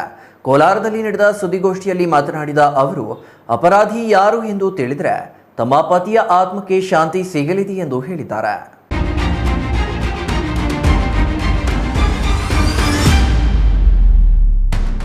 ಕೋಲಾರ ಜಿಲ್ಲೆಯ ಸಂತೆಕಲ್ಲಹಳ್ಳಿ ಗ್ರಾಮೀಣ ಬ್ಯಾಂಕ್ನಲ್ಲಿ 1992ರಲ್ಲಿ ನಡೆದಿದ್ದ ಚಿನ್ನ ಕಳವು ಪ್ರಕರಣ ಸಂಬಂಧ ಅಪರಾಧಿ ಯಾರು ಎಂಬುದು ಬಹಿರಂಗವಾಗಬೇಕೆಂದು ಬ್ಯಾಂಕ್ ಮಾಜಿ ಅಧಿಕಾರಿ ಪತ್ನಿ ಸುದ್ದಿಗೋಷ್ಠಿಯಲ್ಲಿ ಒತ್ತಾಯಿಸಿದ್ದಾರೆ. 1992ರಲ್ಲಿ ಬ್ಯಾಂಕ್ನ ಚಿನ್ನ ಕಳವು ಪ್ರಕರಣದಲ್ಲಿ ಅಪರಾಧಿಯೊಂದಿಗೆ ಅಧಿಕಾರಿಗಳು ಶಾಮೀಲಾಗಿದ್ದಾರೆ ಎಂದು ಅವರು ಆರೋಪಿಸಿದ್ದಾರೆ. ಗ್ರಾಮೀಣ ಬ್ಯಾಂಕ್ ಈಗ ಕರ್ನಾಟಕ ಬ್ಯಾಂಕ್ ಎಂದು ಹೆಸರು ಬದಲಿಸಿಕೊಂಡಿದೆ. ಬ್ಯಾಂಕ್ನಲ್ಲಿ ಕಳುವಾಗಿದ್ದ 1 ಕೆಜಿ 897 ಗ್ರಾಂ ಚಿನ್ನಾಭರಣ ಕಳವು ಪ್ರಕರಣದ ಬಗ್ಗೆ ಶೈಲಜಾ ಅವರು ಹಲವು ಪ್ರಶ್ನೆಗಳನ್ನು ಕೇಳಿದ್ದಾರೆ. ಆಗಿನ ಬ್ಯಾಂಕ್ ಮ್ಯಾನೇಜರ್ ಆಗಿದ್ದ ಲೋಕನಾಥ್ ಕಳವು ಪ್ರಕರಣದ ನಂತರ ಮನನೊಂದು ಆತ್ಮಹತ್ಯೆ ಮಾಡಿಕೊಂಡಿದ್ರು. ಲೋಕನಾಥ್ ಪತ್ನಿ ವಿಎಂ ಶೈಲಜಾ ಬ್ಯಾಂಕ್ ಅಧಿಕಾರಿಗಳ ಕಾರ್ಯವೈಖರಿ ಕುರಿತು ಇಂದು ಆರೋಪ ಮಾಡಿದ್ದು, ಪ್ರಕರಣ ಸಿಒಡಿ ತನಿಖೆಯಾಗಿ ಇಂದಿನ ಮ್ಯಾನೇಜರ್ ಆಗಿದ್ದ ನಾಗರಾಜ್ರನ್ನ ಬಂಧಿಸಿ ಚಿನ್ನವನ್ನ ರಿಕವರಿ ಮಾಡಲಾಯಿತು. ನ್ಯಾಯಾಲಯದಲ್ಲಿ ವಾದ ವಿವಾದದ ನಂತರ ಆರೋಪಿ 2013ರಲ್ಲಿ ನಾಗರಾಜ್ರನ್ನ ಬಂಧ ಮುಕ್ತಿಗೊಳಿಸಲಾಯಿತು. 2013ರಿಂದ 2025ರವರೆಗೂ ನ್ಯಾಯಾಲಯದಲ್ಲಿ ಚಿನ್ನವನ್ನ ಯಾರೂ ಕ್ಲೈಮ್ ಮಾಡಿಕೊಂಡಿಲ್ಲ ಎಂದು ಅವರು ಹೇಳಿದ್ದಾರೆ. ನನಗೆ ಗೊತ್ತಾಗಿ ಈ ಕೇಸ್ ಅಲ್ಲಿ ಗೋಲ್ಡ್ ಕೋರ್ಟ್ ಅಲ್ಲೇ ಇದ್ದೋಗಿದೆ, 2013ರಲ್ಲೇ ಕ್ಲೋಸ್ ಆಗಿದೆ ಅಂದ್ಮೇಲೆ ನಾನು ಅದ್ರ ಪ್ರಯತ್ನ ಪಟ್ಟು ಮಿನಿಸ್ಟ್ರಿಗೆ ಎಲ್ಲ ಲೆಟರ್ಸ್ ಬರೆದು ಇದ್ರಲ್ಲಿ ಈ ತರ ಆಗಿದೆ, ನಿಜವಾಗ್ಲೂ ಕಳ್ತನ ಮಾಡಿದವ್ರು ಯಾರು, ಗೋಲ್ಡ್ ಈಗ ಬ್ಯಾಂಕ್ ಇದ್ರಲ್ಲೇ ಇದೆ, ಕಳ್ಳನು ಯಾಕೆ ನಂದು ಗೋಲ್ಡ್ ಅಂತ ತೆಗಿಲಿಲ್ಲ, ಆತ ನಿರಪರಾಧಿ ಆದ್ರೆ ಆತ ಯಾಕೆ ಗೋಲ್ಡ್ ತಗೊಳ್ಳಿಲ್ಲ, ಬ್ಯಾಂಕ್ ಅವ್ರು ಯಾಕೆ ನಮ್ದು ಗೋಲ್ಡ್ ಅಂತ 2 kg ಅಷ್ಟು ಗೋಲ್ಡ್ ಕೋರ್ಟ್ ಅಲ್ಲೇ ಇದ್ದೋಗಿದೆ ಅಲ್ವಾ ಅಂತ ಪ್ರಶ್ನೆ ಮಾಡಿದ ತಕ್ಷಣ ಬ್ಯಾಂಕ್ ಅವ್ರು ಆವಾಗ ಹೋಗಿ ಆ ಬ್ಯಾಂಕ್ 6ನೇ ತಿಂಗಳಲ್ಲಿ ಅರ್ಜಿ ಹಾಕೊಂಡು ಅಫಿಡವಿಟ್ ಹಾಕಿ 9ನೇ ತಿಂಗಳಲ್ಲಿ ಈಗ 2 kg ಗೋಲ್ಡ್ ತಗೊಂಡಿದ್ದಾರೆ, ಬ್ಯಾಂಕ್ ಅವ್ರು ಇದು ಮಾಡ್ಕೊಂಡಿದ್ದಾರೆ.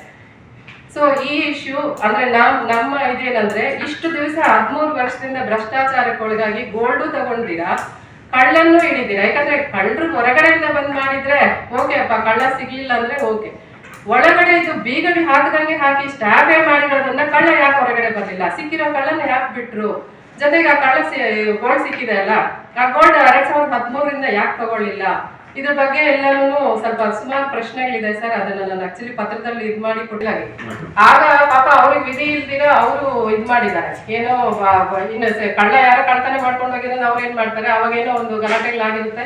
ಸೊ ಹಾಗಾಗಿ ಅವ್ರ ಇದ್ ಮಾಡಿದ್ದಾರೆ. ಅದಕ್ಕೆ ಸೊಲ್ಯೂಷನ್ ಗೋಲ್ಡ್ ಜನಗಳಿಗೆ ಸೇರ್ಬೇಕಲ್ವಾ ಸರ್. ಈಗ ಬ್ಯಾಂಕ್ ಅವ್ರು ತಗೊಳೋದಕ್ಕೆ ಅದಕ್ಕೇನು ಅಧಿಕಾರ ಇದೆ? ಅಧಿಕಾರ ಇಲ್ಲ. ಜೊತೆಗೆ ಯಾಕೆ ಕಳ್ಳನ ಅಂದ್ರೆ ಕಳ್ಳ ಯಾರು, ಈಗ ಇಷ್ಟು ಗೋಲ್ಡ್ ಸಿಕ್ಕಿದೆ ಅಲ್ವಾ, ಕಳ್ಳ ಇಲ್ದೇ ಹೆಂಗ್ ಗೋಲ್ಡ್ ಬಂತು? ಇವ್ರು ಯಾಕೆ 2013ರಿಂದ ಕೇಸು ಇದು ಮಾಡ್ಲಿಲ್ಲ, ಕಂಟಿನ್ಯೂ ಮಾಡ್ಲಿಲ್ಲ? ಈಗ ಒಬ್ಬ ಸ್ಟಾಫ್ ಯಾರಾದ್ರೂ ಒಂದೇನೋ ಒಂದು ತಪ್ಪಾಗಿದೆ ಅಂದ್ರೆ ಅವನ ಭವಿಷ್ಯನೇ ಹಾಳು ಮಾಡಾಕ್ತಾರೆ ಮ್ಯಾನೇಜ್ಮೆಂಟ್. ಅಂದ್ರೆ ಅವ್ರು ತಿದ್ಕೊಳಕ್ಕೂ ಇಲ್ದಿರ ಅವ್ರ ಮೇಲೆ ಕೇಸ್ ಹಾಕಿ ಇಲ್ಲ ಏನೋ ಒಂದು ಮಾಡ್ತಾರೆ. ಅವ್ರಿಗೆ ಸ್ಯಾಲರಿ ಇಶ್ಯೂ ಅಲ್ಲಿ ಬಂದಾಗ ಸುಪ್ರೀಂ ಕೋರ್ಟ್ ವರ್ಗೂ ಹೋಗೋರು ಹೈಕೋರ್ಟ್ ಅಲ್ಲಿ ಯಾಕೆ ನೆಕ್ಸ್ಟ್ ಬೆಂಚಿಗೆ ಹೋಗಿ ಅವ್ರು ಯಾಕೆ ಕೇಸ್ ಮುಂದುವರಿಸಲಿಲ್ಲ? ನಾಗರಾಜ್ ಅಪರಾಧಿ ಅಲ್ಲ ಎಂದರೆ ಅವರ ಮನೆಯಲ್ಲಿ ಸಿಕ್ಕ ಚಿನ್ನವನ್ನ ಅವರು ಪಡೆಯಬಹುದಾಗಿತ್ತ. ಬ್ಯಾಂಕ್ ಈವರೆಗೂ ಚಿನ್ನವನ್ನ ನಮ್ಮದು ಎಂದು ನ್ಯಾಯಾಲಯದಿಂದ ಪಡೆದಿರಲಿಲ್ಲ. 12 ವರ್ಷಗಳ ಬಳಿಕ 2 ತಿಂಗಳ ಹಿಂದೆ ಕೋರ್ಟ್ಗೆ ಅರ್ಜಿ ಸಲ್ಲಿಸಿ ಬ್ಯಾಂಕ್ ಕೋರ್ಟ್ನಿಂದ ಚಿನ್ನ ಪಡೆದುಕೊಂಡಿದೆ. ನಾಗರಾಜ್ ನಿರಪರಾಧಿಯಾದರೆ ಚಿನ್ನ ಕದ್ದ ಆರೋಪಿ ಯಾರು ಎಂದು ಶೈಲಜಾ ಪ್ರಶ್ನೆ ಮಾಡಿದ್ದಾರೆ. ಆರೋಪಿ ಯಾರು ಎಂಬುದು ಸಾಬೀತಾದರೆ ಅಮಾಯಕನಾದ ನನ್ನ ಗಂಡ ಲೋಕನಾಥ್ ಆತ್ಮಕ್ಕೆ ಶಾಂತಿ ಸಿಗುತ್ತದೆ. ಕೋರ್ಟ್ನಿಂದ ಪಡೆದ ಚಿನ್ನ ಬ್ಯಾಂಕ್ ಉಪಯೋಗಿಸದೆ ಅಂದು ಬ್ಯಾಂಕ್ನಲ್ಲಿ ಅಡವಿಟ್ಟ ಗ್ರಾಹಕರಿಗೆ ನೀಡಲು ಅವರು ಆಗ್ರಹಿಸಿದ್ದಾರೆ. Eshwar, CTV news, Kolar.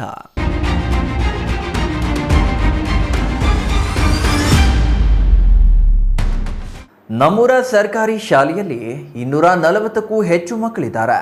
ಇಡೀ ತಾಲೂಕಿನಲ್ಲಿ ಅತಿ ಹೆಚ್ಚು ಮಕ್ಕಳಿರುವ 2ನೇ ಸರ್ಕಾರಿ ಶಾಲೆ ಇದಾಗಿದೆ. ಇಲ್ಲಿ ಪ್ರೌಢಶಾಲೆ ಆರಂಭಿಸುವಂತೆ ಸರ್ಕಾರಕ್ಕೆ ಪ್ರಸ್ತಾಪ ಕಳುಹಿಸಲಾಗಿದೆ ಎಂದು PLD ಬ್ಯಾಂಕ್ ನಿರ್ದೇಶಕ ಕಾಳನಾಯಕನಹಳ್ಳಿ ಭೀಮೇಶ್ ಹೇಳಿದರು.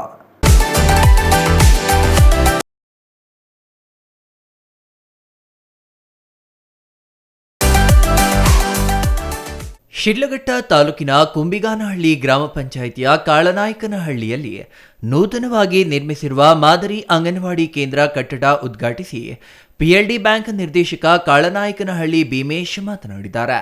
ಕಾಳನಾಯಕನಹಳ್ಳಿ ಹಾಗೂ ಸುತ್ತಮುತ್ತಲ ಸರ್ಕಾರಿ ಶಾಲೆಗಳ ನಡುವೆ ಅಂತರ, ಶಾಲಾ ಮಕ್ಕಳ ಸಂಖ್ಯೆ ಇನ್ನಿತರೆ ಅಗತ್ಯ ಮಾಹಿತಿ ಸಂಬಂಧಿಸಿದ ಅಧಿಕಾರಿಗಳಿಗೆ ನೀಡಲಾಗಿದೆ. ಜಿಲ್ಲಾ ಉಸ್ತುವಾರಿ ಸಚಿವ ಡಾಕ್ಟರ್ MC ಸುಧಾಕರ್ ಅವರ ಬಳಿಯೂ ಈ ಬಗ್ಗೆ ಚರ್ಚಿಸಿದ್ದು ಅವರು ಸಕಾರಾತ್ಮಕವಾಗಿ ಸ್ಪಂದಿಸಿದ್ದಾರೆ ಎಂದರು. ಇನ್ನು ಶಾಲೆಯ ಬಗ್ಗೆ ಕಾಳಜಿಯುಳ್ಳ ಶಿಕ್ಷಕರು, ಪೋಷಕರು, SDMC ಸಮಿತಿ ಹಾಗೂ ಅಧಿಕಾರಿಗಳಿಂದ ಶಾಲೆ ಉತ್ತಮವಾಗಿ ನಡೆಯುತ್ತಿದ್ದು ರಾಜಕೀಯ ಬೆರೆಸದೆ ಶಾಲೆಯ ಪ್ರಗತಿಗೆ ಸಹಕರಿಸಬೇಕೆಂದು ಮನವಿ ಮಾಡಿದ್ರು. ಪ್ರಾಥಮಿಕ ಪೂರ್ವ ಹಂತದಲ್ಲೇ ಕಲಿಕೆಗೆ ಭದ್ರ ಬುನಾದಿ ಹಾಕುವ ಕೆಲಸ ಅಂಗನವಾಡಿ ಕೇಂದ್ರಗಳಲ್ಲಿ ಆಗಲಿದೆ. ಸದೃಢ ದೈಹಿಕ ಮತ್ತು ಮಾನಸಿಕ ಆರೋಗ್ಯಕ್ಕೂ ಅಂಗನವಾಡಿ ಕೇಂದ್ರಗಳು ಪೂರಕವಾಗಿ ಕಾರ್ಯನಿರ್ವಹಿಸಲಿವೆ ಎಂದರು. ಬೇಕಾಗ್ತದೆ ಅಂದ್ಕೊಂಡಿದ್ದೀವಿ, ಅದು ಕಾರಣಾಂತರದಿಂದ ಆಗಲಿಲ್ಲ. ಈಗಾಗಲೇ ನಾವು MLA ಅವ್ರ ಗಮನಕ್ಕೆ ತಂದಿದ್ದೀವಿ, ಆಯ್ತು ಮಾಡೋಣ ಅಂತ ಹೇಳಿದ್ದಾರೆ. ಇದುವರೆಗೂ ಇನ್ನೂ ಕೊಟ್ಟಿಲ್ಲ, ಕೊಡ್ಬೋದಂತ ಭಾವಿಸಿರ್ತೀನಿ. ಮತ್ತು ಈ ಶಾಲೆಯಲ್ಲಿ ಈಗ ನಮ್ಮ ಮೇಡಮ್ ಅಂತ ಕೇಳಿದ ಅಂಗನವಾಡಿ ಮೇಡಮ್ನ ಒಂದು 5 ಜನ ಬರ್ತಾವ್ರಣ ಅಂತ ಹೇಳಿದ್ರು. ಅದಕ್ಕೆ ಏನೇನೋ ಮಾಡಿ ಇನ್ನೊಂದು ಸ್ವಲ್ಪ ಜನ ಬರಂಗೆ ಮಾಡಬೇಕು ಅಂತ ನಾನು ಹೇಳಿದ್ದೀನಿ. ಅಂಗನವಾಡಿ ಅಥವಾ ಶಾಲಾ ಮಕ್ಕಳು ಕೇಳಿ ತಿಳಿದುಕೊಳ್ಳುವುದಕ್ಕಿಂತ ನೋಡಿ ಕಲಿಯುವುದೇ ಹೆಚ್ಚು. ಹಾಗಾಗಿ ಪೋಷಕರು ಮಕ್ಕಳ ಮುಂದೆ ಉತ್ತಮ ನಡೆ ನುಡಿ ರೂಢಿಸಿಕೊಳ್ಳಬೇಕು. ಸರ್ಕಾರ ಅಂಗನವಾಡಿ ಅಥವಾ ಸರ್ಕಾರಿ ಶಾಲೆಗಳಲ್ಲಿ ಸೌಕರ್ಯ ಕಲ್ಪಿಸಿ ಕಲಿಕೆಗೆ ಪೂರಕ ಪರಿಸರ ನಿರ್ಮಿಸಿದೆ. ಆದರೂ ಪೋಷಕರು ಖಾಸಗಿ ಶಾಲೆಗಳತ್ತ ಹೆಚ್ಚು ವ್ಯಾಮೋಹ ಬೆಳೆಸಿಕೊಳ್ತಿದ್ದಾರೆ. ಸರ್ಕಾರಿ ಸವಲತ್ತುಗಳನ್ನು ಬಳಸಿಕೊಳ್ಳುವಂತಾಗಬೇಕು ಎಂದರು. ಛಾಯಾ ರಮೇಶ್, ಸಿಟಿವಿ ನ್ಯೂಸ್, ಶಿಡ್ಲಘಟ್ಟ.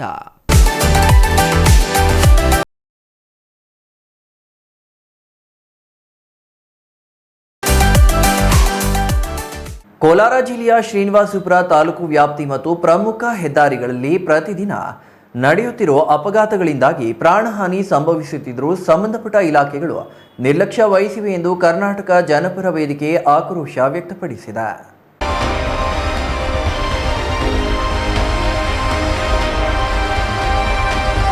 ಕರ್ನಾಟಕ ಜನಪರ ವೇದಿಕೆ ಶ್ರೀನಿವಾಸಪುರ ತಹಸೀಲ್ದಾರ್ ಮತ್ತು ಪಿಡಬ್ಲ್ಯೂಡಿ ಅಧಿಕಾರಿಗಳಿಗೆ ಮನವಿ ಸಲ್ಲಿಸಿ ಅಪಘಾತಗಳ ತಡೆಗೆ ತಕ್ಷಣ ಸುರಕ್ಷತಾ ಕ್ರಮಗಳನ್ನು ಕೈಗೊಳ್ಳುವಂತೆ ಗಡುವು ನೀಡಿದೆ. ಕಡಪ ಬೆಂಗಳೂರು ಹೆದ್ದಾರಿಯು ಇಂದು ಅಪಘಾತಗಳ ಹಾಟ್ಸ್ಪಾಟ್ ಆಗಿ ಮಾರ್ಪಟ್ಟಿದೆ. ರಸ್ತೆಯಲ್ಲಿ ಅಪಾಯದ ಬಗ್ಗೆ ತಿಳಿಸುವ ಸೂಚನಾ ಫಲಕಗಳಿಲ್ಲ. ಇದರ ಜೊತೆಗೆ ಲಕ್ಷ್ಮೀಪುರ ಕ್ರಾಸ್ನಿಂದ ಚಿಂತಾಮಣಿ ಮಾಡಿಕೆರೆ ಕ್ರಾಸ್ವರೆಗೆ ಕೆಲವು ಸ್ಥಳಗಳಲ್ಲಿ ರಸ್ತೆ ಜಾಗವನ್ನೇ ಆಕ್ರಮಿಸಿಕೊಂಡು ಅಡ್ಡಾದಿಡ್ಡಿಯಾಗಿ ನಿರ್ಮಾಣವಾಗಿರುವ ಅಂಗಡಿ ಮುಂಗಟ್ಟುಗಳು ಸಂಚಾರಕ್ಕೆ ದೊಡ್ಡ ಅಡ್ಡಿಯಾಗಿ ಪರಿಣಮಿಸಿವೆ ಎಂದು ಹೇಳಿದ್ದಾರೆ. ಕರ್ನಾಟಕ ಜನಪರ ವೇದಿಕೆ ತಾಲೂಕು ಅಧ್ಯಕ್ಷ ಮಂಜುನಾಥ್ ಮಾತನಾಡಿ, ಸಮಸ್ಯೆ ಸ್ಪಷ್ಟವಾಗಿದೆ. ಅಧಿಕಾರಿಗಳಿಗೆ ಇದು ಕಾಣಿಸುತ್ತಿಲ್ಲವೇ? ಕಣ್ಣೆದುರೇ ಜನ ಸಾಯುತ್ತಿದ್ದರೂ ಸುಮ್ಮನಿರುವುದು ನಿರ್ಲಕ್ಷ್ಯವಲ್ಲದೆ ಬೇರೇನು ಎಂದು ಪ್ರಶ್ನಿಸಿದರು. ಲಕ್ಷ್ಮೀಪುರ ಕ್ರಾಸ್, ಮಂಚಿನೀಲಕೋಟೆ ಸೇರಿದಂತೆ ಹಲವು ಅಪಾಯಕಾರಿ ತಿರುವುಗಳಲ್ಲಿ ಜನ ಅಸುನೀಗಿದ್ದಾರೆ. ಅಂಗಡಿ ಮುಂಗಟ್ಟುಗಳು ಸ್ವಲ್ಪ ರಸ್ತೆ ಬದಿಯಲ್ಲಿರುವಂಥ ಅಂಗಡಿಗಳನ್ನು ಸ್ವಲ್ಪ ಹಿಂಜರಿಸಬೇಕು ಅಂತ ಹೇಳಿಬಿಟ್ಟು ಮನವಿ ಮಾಡಿದ್ದೇವೆ. ಹಾಗೂ ಮತ್ತು ಸಹಾಯಕ ಅಭಿಯಂತರರಿಗೂ ಮನವಿ ಮಾಡಿದ್ದೇವೆ. ಇದರಿಂದ ಅದೇ ಕಾರಣದಿಂದ ರಸ್ತೆಗಳಲ್ಲಿ ತುಂಬಾ ಜನ ಸತ್ತು ಹೋಗ್ತಾ ಇದ್ದಾರೆ.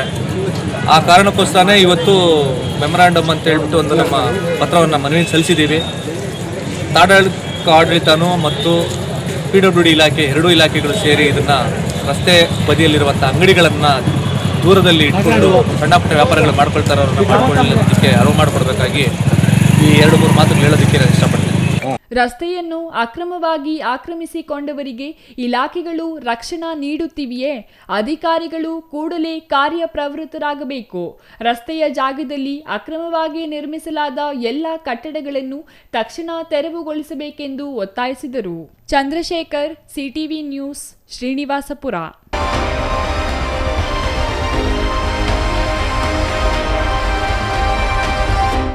ಬೆಳಗಾವಿ ಅಧಿವೇಶನ ಪ್ರಾರಂಭವಾದ ಹಿನ್ನೆಲೆ ಬಿಜೆಪಿಯಿಂದ ರಾಜ್ಯದಾದ್ಯಂತ ವಿವಿಧ ಬೇಡಿಕೆಗಳಿಗೆ ಆಗ್ರಹಿಸಿ ರೈತರು ಪ್ರತಿಭಟನೆ ನಡೆಸಿದರು.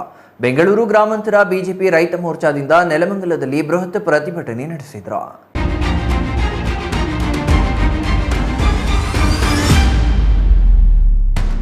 ನೆಲಮಂಗಲ ನಗರದ ಚೌಡೇಶ್ವರಿ ದೇವಾಲಯದಿಂದ ತಾಲೂಕು ಕಚೇರಿವರೆಗೆ ಎತ್ತಿನ ಗಾಡಿ ಮತ್ತು ಟ್ರ್ಯಾಕ್ಟರ್ಗಳ ಮುಖಾಂತರ ಪ್ರತಿಭಟನಾಕಾರರು ಸಾಗಿ ತಹಸೀಲ್ದಾರ್ ಅವರಿಗೆ ಮನವಿ ಸಲ್ಲಿಸಿದರು. ಪ್ರತಿಭಟನೆಯಲ್ಲಿ ಬಿಜೆಪಿ ಪರಿಷತ್ ಮಾಜಿ ಸದಸ್ಯ ಅಶ್ವಥ್ ನಾರಾಯಣ್, ಬೆಂಗಳೂರು ಗ್ರಾಮಾಂತರ ಜಿಲ್ಲಾಧ್ಯಕ್ಷ ರಾಮಕೃಷ್ಣಪ್ಪ, ರೈತ ಮೋರ್ಚಾದ ಕೆಪಿ ಬೃಂಗೇಶ್, ಜಿಲ್ಲಾ ಪಂಚಾಯಿತಿ ಮಾಜಿ ಅಧ್ಯಕ್ಷ ಮರಿಸ್ವಾಮಿ, ಮಾಜಿ ಶಾಸಕ ನಾಗರಾಜು, ಮಂಡಲಾಧ್ಯಕ್ಷರಾದ ಅರುಣ್ ಗೌಡ, ಸಿಎಂ ಮಂಜುನಾಥ್ ಸೇರಿದಂತೆ ಸಾವಿರಾರು ಪ್ರತಿಭಟನಾಕಾರರಿದ್ದರು. ಪರಿಷತ್ ಮಾಜಿ ಸದಸ್ಯ ಅಶ್ವಥ್ ನಾರಾಯಣ್ ಮಾತನಾಡಿ, ನಾಳೆ ಬೆಳಗಾವಿ ಅಧಿವೇಶನದ ಪೂರ್ವವಾಗಿ ಇಂದು ರಾಜ್ಯಾದ್ಯಂತ ಎಲ್ಲ ಜಿಲ್ಲೆಗಳಲ್ಲಿ 198 ತಾಲೂಕಿನಲ್ಲಿ ರೈತರು ಪ್ರತಿಭಟನೆ ನಡೆಸಿದ್ದಾರೆ. ನಾಳೆ ಬೆಳಗಾವಿಯಲ್ಲಿ ಪ್ರತಿಭಟನೆಯನ್ನು ಬಿಜೆಪಿ ರಾಜ್ಯಾಧ್ಯಕ್ಷ ವಿಜಯೇಂದ್ರ ನೇತೃತ್ವದಲ್ಲಿ ನಡೆಯಲಿದೆ. ಕಬ್ಬು, ಈರುಳ್ಳಿ, ಸೋಯಾಬೀನ್, ಹಾಲು ಉತ್ಪಾದಕರಿಗೆ ಬೆಂಬಲ ಬೆಲೆ ನೀಡಿಲ್ಲ. ರಾಜ್ಯಾದ್ಯಂತ ಹಾಲು ಉತ್ಪಾದಕರಿಗೆ 620 ಕೋಟಿ ಪ್ರೋತ್ಸಾಹಧನ ರಾಜ್ಯ ಸರ್ಕಾರ ನೀಡಬೇಕು. 3,500 ರೈತರು ಆತ್ಮಹತ್ಯೆ ಮಾಡಿಕೊಂಡಿದ್ದಾರೆ. ರಾಗಿ ಖರೀದಿ ಕೇಂದ್ರಗಳನ್ನು ಆರಂಭಿಸಿಲ್ಲ ಎಂದರು.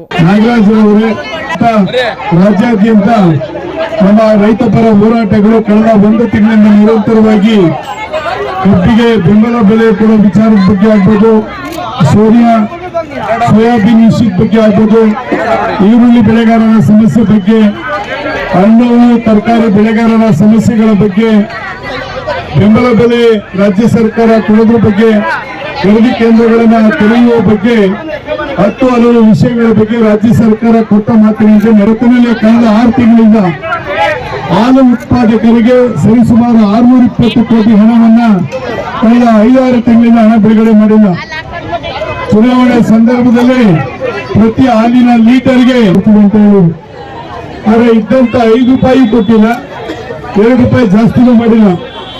ಹಾಲಿನಲ್ಲಿ ದಿನನಿತ್ಯ ಡೈರಿಗೆ ಹಾಲು ತಗೊಂಡ್ರೆ ಹೆಣ್ಮಕ್ಳುಗಳು ನಿಮ್ಮ ಹಾಲಿನಲ್ಲಿ ಕೊಬ್ಬಿನ ಅಂಶ ಇಲ್ಲ ಅಂತೇಳಿ ಅವ್ರು ಕೊಡುವಂತ ಪ್ರೋತ್ಸಾಹಧನವನ್ನು ಕಟ್ ಮಾಡ್ತಾ ಇದೆ ಈ ಸರ್ಕಾರ. ರೈತ ಮೋರ್ಚಾ ಬೆಂಗಳೂರು ಗ್ರಾಮಾಂತರ ಜಿಲ್ಲಾಧ್ಯಕ್ಷ ಕೆಪಿ ಬೃಂಗೇಶ್ ಮಾತನಾಡಿ, ತಾಲೂಕಿನಲ್ಲಿ 20ಕ್ಕೂ ಅಧಿಕ ಬೇಡಿಕೆಗಳನ್ನು ಮುಂದಿಟ್ಟುಕೊಂಡು ಸಾಂಪ್ರದಾಯಿಕವಾಗಿ ಪ್ರತಿಭಟನೆ ನಡೆಸಿದ್ದೇವೆ. ಕೆಐಎಡಿಬಿ ರೈತ ವಿರೋಧಿ ನೀತಿಯ ವಿರುದ್ಧ ಹೋರಾಟ ನಡೆಸುತ್ತೇವೆ ಎಂದರು. Maruti, CTV news, Nelamangala.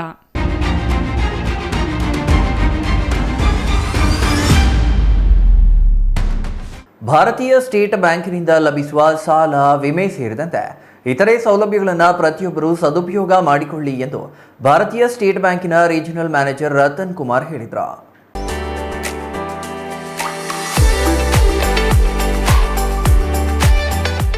ಗುಡಿಬಂಡೆ ಪಟ್ಟಣದ ಕೆಎಸ್ಆರ್ಟಿಸಿ ಬಸ್ ನಿಲ್ದಾಣದಿಂದ ಬಾಗೇಪಲ್ಲಿ ರಸ್ತೆಯ ನೂತನ ಕಟ್ಟಡಕ್ಕೆ ಭಾರತೀಯ ಸ್ಟೇಟ್ ಬ್ಯಾಂಕ್ ಸ್ಥಳಾಂತರಗೊಂಡಿದ್ದು, ಬ್ಯಾಂಕಿನ ಗ್ರಾಹಕರ ಉಪಯೋಗಕ್ಕೆ ದಿನದ 24 ಗಂಟೆ ಕಾರ್ಯನಿರ್ವಹಿಸುವ ಎಟಿಎಂಗೂ ಚಾಲನೆ ನೀಡಿ ನಂತರ ಮಾತನಾಡಿ, ಎಸ್ಬಿಐ ಬ್ಯಾಂಕ್ಗೆ ಗುಡಿಬಂಡೆ ತಾಲೂಕಿನ ಎಲ್ಲ ರೀತಿಯ ಗ್ರಾಹಕರು ಭೇಟಿ ನೀಡಿ ಬ್ಯಾಂಕ್ ಸೇವೆಗಳನ್ನು ಸದುಪಯೋಗ ಪಡೆದುಕೊಳ್ಳಬೇಕು.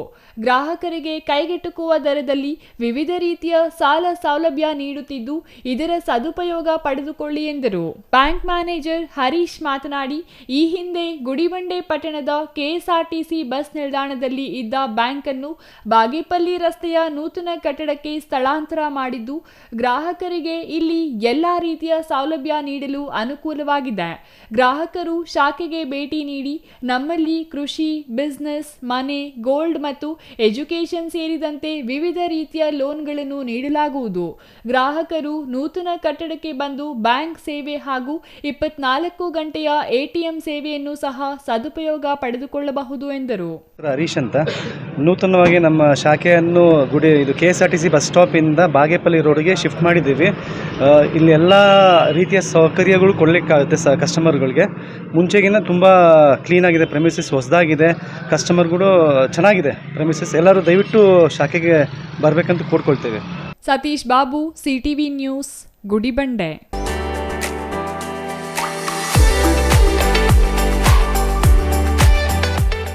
ರಾಜ್ಯ ಸರ್ಕಾರ ಸಫಾರಿ ಬಂದ್ ಮುಂದುವರಿಸಿ ರೈತರ ಪ್ರಾಣ ಉಳಿಸಬೇಕು ಎಂದು ಸಾಮೂಹಿಕ ನಾಯಕತ್ವದಲ್ಲಿ ರಾಜ್ಯ ರೈತ ಸಂಘ ಮತ್ತು ಹಸಿರು ಸೇನೆ ಕಾರ್ಯಕರ್ತರು ಒತ್ತಾಯಿಸಿದ್ದಾರೆ. ನಂಜನಗೂಡು ನಗರದ ತಾಲೂಕು ಆಡಳಿತ ಭವನದ ಮುಂಭಾಗದಲ್ಲಿ ತಹಸೀಲ್ದಾರ್ಗೆ ರೈತರು ಮನವಿ ಸಲ್ಲಿಸಿದರು.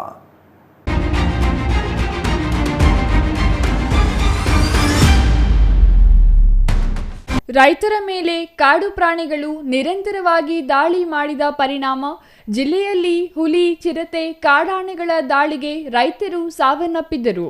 ಈ ಹಿನ್ನೆಲೆಯಲ್ಲಿ ಸರ್ಕಾರ ಸಫಾರಿ ಬಂದ್ ಮಾಡಿ ಆದೇಶ ನೀಡಿತ್ತು. ಕಾಡಿನೊಳಗೆ ಪ್ರವಾಸಿಗರು ಸಫಾರಿ ಹೋಗ್ತಿದ್ದರು ಮತ್ತು ರೆಸಾರ್ಟ್ಗಳಿಗೆ ಹೋಗುತ್ತಿರುವುದೇ ಕಾಡು ಪ್ರಾಣಿಗಳು ನಾಡಿಗೆ ಬರುತ್ತಿರುವುದಕ್ಕೆ ಮುಖ್ಯ ಕಾರಣವಾಗಿತ್ತು. ಇದರಿಂದ ರೈತರನ್ನು ಹುಲಿ ದಾಳಿ ನಡೆಸಿ ಬಲಿ ಪಡೆದುಕೊಂಡಿತ್ತು. ಸಫಾರಿ ಬಂದ್ ಮಾಡುವಂತೆ ರೈತರು ನಂಜನಗೂಡಿನಲ್ಲಿ ಪ್ರತಿಭಟಿಸಿ ಸರ್ಕಾರಕ್ಕೆ ಮನವಿ ಸಲ್ಲಿಸಿದರು.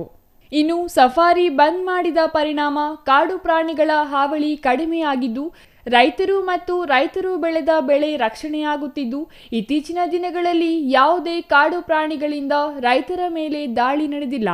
ಆದ್ದರಿಂದ ಸರ್ಕಾರ ಸಫಾರಿ ಬಂದ್ ಮಾಡಿರುವುದನ್ನು ಮುಂದುವರಿಸಬೇಕು. ರೆಸಾರ್ಟ್ ಮಾಲೀಕರ ಒತ್ತಡದಿಂದ ಸರ್ಕಾರ ಸಫಾರಿಯನ್ನು ಪ್ರಾರಂಭ ಮಾಡಬಾರದು. ಒಂದು ವೇಳೆ ಮತ್ತೆ ಸಫಾರಿಯನ್ನು ಮಾಡಲು ಅನುಮತಿ ನೀಡಿದರೆ ಉಗ್ರ ಹೋರಾಟ ನಡೆಸಲಾಗುತ್ತದೆ ಎಂದು ಶಿರಮಳ್ಳಿ ಮಂಜುನಾಥ್ ಎಚ್ಚರಿಕೆ ನೀಡಿದರು. ಅವರ ಭೂ ಮಾಲೀಕರ ಒತ್ತಡದಿಂದ ಅವರಿಗೆ ಅನುಕೂಲ ಮಾಡೋಕ್ಕೋಸ್ಕರ ನೀವು ಇದನ್ನು ಮನವಿಯನ್ನು ಆಲಿಸಿ ಆ ಸಫಾರಿಗೆ ಒತ್ತು ಕೊಡಬಾರ್ದು. ಒತ್ತು ಕೊಟ್ಟರೆ ತಗೊಂಡು ಯಾವ ಥರ ಪ್ರಾಣಿ ಸುರಕ್ಷಿತ ಕಾಡಲ್ಲಿ ಇವೆ ಅದು ನಾಡು ಬರೋಂಥ ಕೆಲಸ ನೀವುಗಳು ಮತ್ತೆ ಮರುಳಿ ನಾಡಿಗೆ ಬರೋಂಥ ಕೆಲಸಗಳನ್ನು ಮಾಡಬೇಡಿ. ಈ ಮರಳಿ ಬರಬಾರ್ದಂಥ ಈ ದಿನ ಹಕ್ಕೋತೆಯನ್ನು ಕೊಟ್ಟಿದ್ದೀವಿ. ಮುಂದಿನ ದಿನಗಳಲ್ಲಿ ಈ ಹಕ್ಕೋತೆಯನ್ನು ಈ ಮತ್ತೆ ಸಫಾರಿ ವಿರುದ್ಧ ನೀವು ತೆರೆ ಕಂಡ್ರೆ ಅಂದರೆ ಚಾಲನೆ ಕೊಟ್ಟರೆ ಮುಂದಿನ ದಿನಗಳಲ್ಲಿ ಸಾಮೂಹಿಕ ನೇತಾ ಕನ್ನಡ ರಾಜ್ಯ ಸಂಘದ ವತಿಯಿಂದ ಹೆಚ್ಚಿನ ಸಂಖ್ಯೆಯಲ್ಲಿ ಭಾಗವಹಿಸಿ ಉಗ್ರ ಹೋರಾಟಕ್ಕೆ ಚಾಲನೆ ಕೊಡಬೇಕಾಗತ್ತೆ. ಎಚ್ಚರಿಕೆ ಇರಲಿ. Kumar, CTV news, Nanjangud.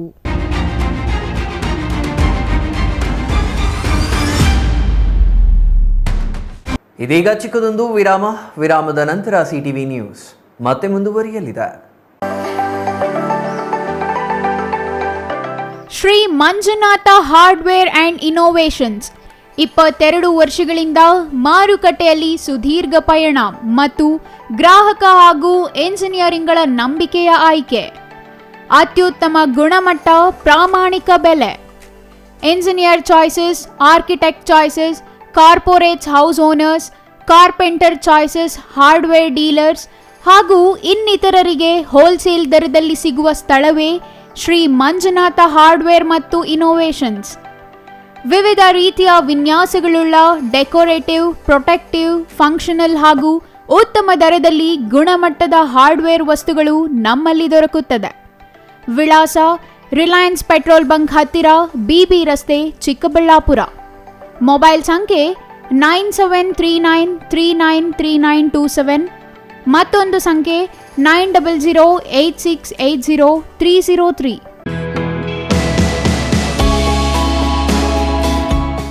Shri ಚಾಮವಿ party hall, 4ನೇ ಮಹಡಿ, ಶ್ರೀ ಚಾಮವಿ ಕಾಂಪ್ಲೆಕ್ಸ್, ಗೆರಿಯಾ ಶೋರೂಮ್ನ ಮೇಲೆ, ನಂಬರ್ 232T, ಬಿಬಿ ರಸ್ತೆ, ಚಿಕ್ಕಬಳ್ಳಾಪುರ. ನಿಮ್ಮ ಎಲ್ಲ ಶುಭ ಕಾರ್ಯಗಳಿಗೆ ಸುಸಜ್ಜಿತ ಪಾರ್ಟಿ ಹಾಲ್ ಚಿಕ್ಕಬಳ್ಳಾಪುರದಲ್ಲಿ ಸಿದ್ಧ. ಹುಟ್ಟುಹಬ್ಬ, ನಾಮಕರಣ, ಕಾರ್ಯಕ್ರಮ ಯಾವುದೇ ಇರಲಿ, ನಿಮ್ಮ ನಿರೀಕ್ಷೆಗೆ ತಕ್ಕ ಪಾರ್ಟಿ ಹಾಲ್. ಎಸಿ ಕೇಂದ್ರೀಕೃತ ಪಾರ್ಟಿ ಹಾಲ್, ಪ್ರೊಜೆಕ್ಟರ್ ಮತ್ತು ಪರದೆಯೊಂದಿಗೆ ಸಿದ್ಧವಾಗಿದೆ. ಎಐ ಸ್ಪೀಕರ್ಗಳಿಂದ ಆವೃತ, ಲಿಫ್ಟ್ ಕೂಡ ಲಭ್ಯವಿದೆ. 100 ಕಾರ್ಗಳಿಗೆ ಪಾರ್ಕಿಂಗ್ ವ್ಯವಸ್ಥೆ, ಪವರ್ ಬ್ಯಾಕಪ್, ಜನರೇಟರ್ ಲಭ್ಯ. ಕೂಡಲೇ ಸಂಪರ್ಕಿಸಿ 9916161691 9739702077.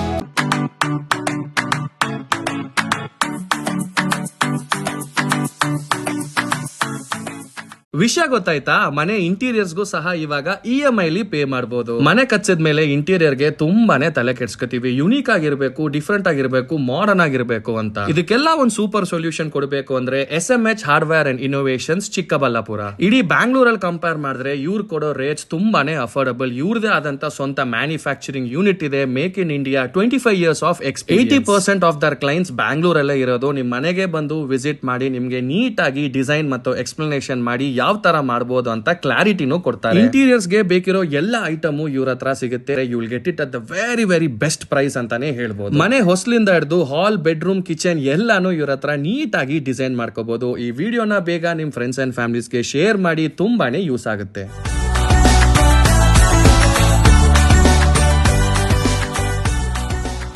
ವಿರಾಮದ ನಂತರ ಸಿಟಿವಿ ನ್ಯೂಸ್ಗೆ ಮತ್ತೆ ಸ್ವಾಗತ. ಇದೀಗ ಸಂಕ್ಷಿಪ್ತ ಸುದ್ದಿಗಳು.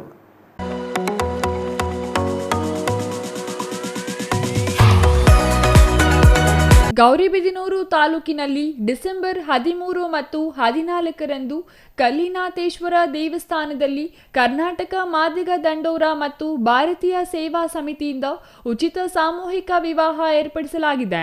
ಮದುವೆ ಆಗುತ್ತಿರುವ ನವ ಜೋಡಿಗಳಿಗೆ ಸಂಕಲ್ಪ ಚಾರಿಟೇಬಲ್ ಟ್ರಸ್ಟ್ ಅಧ್ಯಕ್ಷ ಕಾಂತರಾಜು ಸಮವಸ್ತ್ರ ವಿತರಿಸಿದರು. ಈ ವೇಳೆ ಮಾತನಾಡಿದ ಕಾಂತರಾಜು, ಸಾಮೂಹಿಕ ವಿವಾಹಗಳಲ್ಲಿ ಮದುವೆ ಆಗುವುದರಿಂದ ಸಾಲ ಮಾಡುವುದು ತಪ್ಪುತ್ತದೆ. ಇರುವ ಹಣ ನಮ್ಮ ಜೀವನ ರೂಪಿಸಿಕೊಳ್ಳುವುದಕ್ಕೆ ಸಹಾಯವಾಗುತ್ತದೆ ಎಂದರು.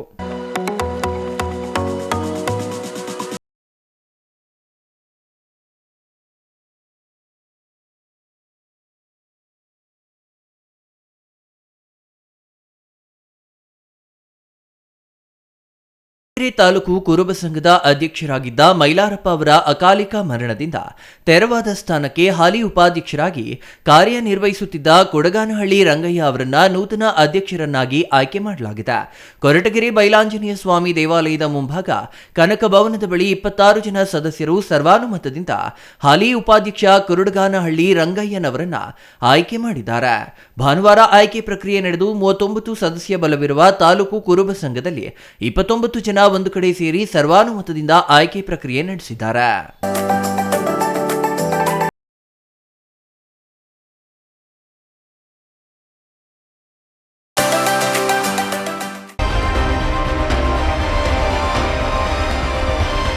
ಸರ್ಕಾರದ ಸುತ್ತೋಲೆಯಂತೆ ಖಾಸಗಿ ಶಾಲೆಗಳಲ್ಲಿ ಸಂವಿಧಾನ ಪೀಠಿಕೆ ಓದಿಸುತ್ತಿಲ್ಲ ಎಂದು ಖಾಸಗಿ ಶಾಲೆಗಳ ಮೇಲೆ ಕಾನೂನು ಕ್ರಮ ಜರುಗಿಸಬೇಕೆಂದು ಎಸ್ಎಂ ವೆಂಕಟೇಶ್ ಒತ್ತಾಯಿಸಿದರು. ಮಾಲೂರು ಸಾರ್ವಜನಿಕ ಶಿಕ್ಷಣ ಇಲಾಖೆ ಕಚೇರಿ ಮುಂಭಾಗ ಕರ್ನಾಟಕ ದಲಿತ ಸಂಘರ್ಷ ಸಮಿತಿಯಿಂದ ಪ್ರತಿಭಟನೆ ನೇತೃತ್ವ ವಹಿಸಿ ಮಾತನಾಡಿದ ಅವರು, ಕೆಲ ಖಾಸಗಿ ಶಾಲೆಗಳು ಸಂವಿಧಾನ ವಿರೋಧ ಧೋರಣೆ ಅನುಸರಿಸುತ್ತಿದ್ದು ಸಿಆರ್ಪಿ ಮತ್ತು ಬಿಆರ್ಸಿಗಳು ಶಾಲೆಗಳಿಗೆ ಭೇಟಿ ನೀಡಿ ಪರಿಶೀಲನೆ ಮಾಡಬೇಕೆಂದು ಒತ್ತಾಯಿಸಿದರು.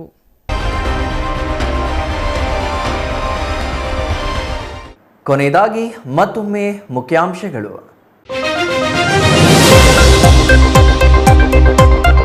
ಚಿಕ್ಕಬಳ್ಳಾಪುರದಲ್ಲಿ ಪಿಎಂ ಮೋದಿ ಎಮರ್ಜೆನ್ಸಿ ಫಂಡ್ಗಿಲ್ಲ ಬೆಲೆ.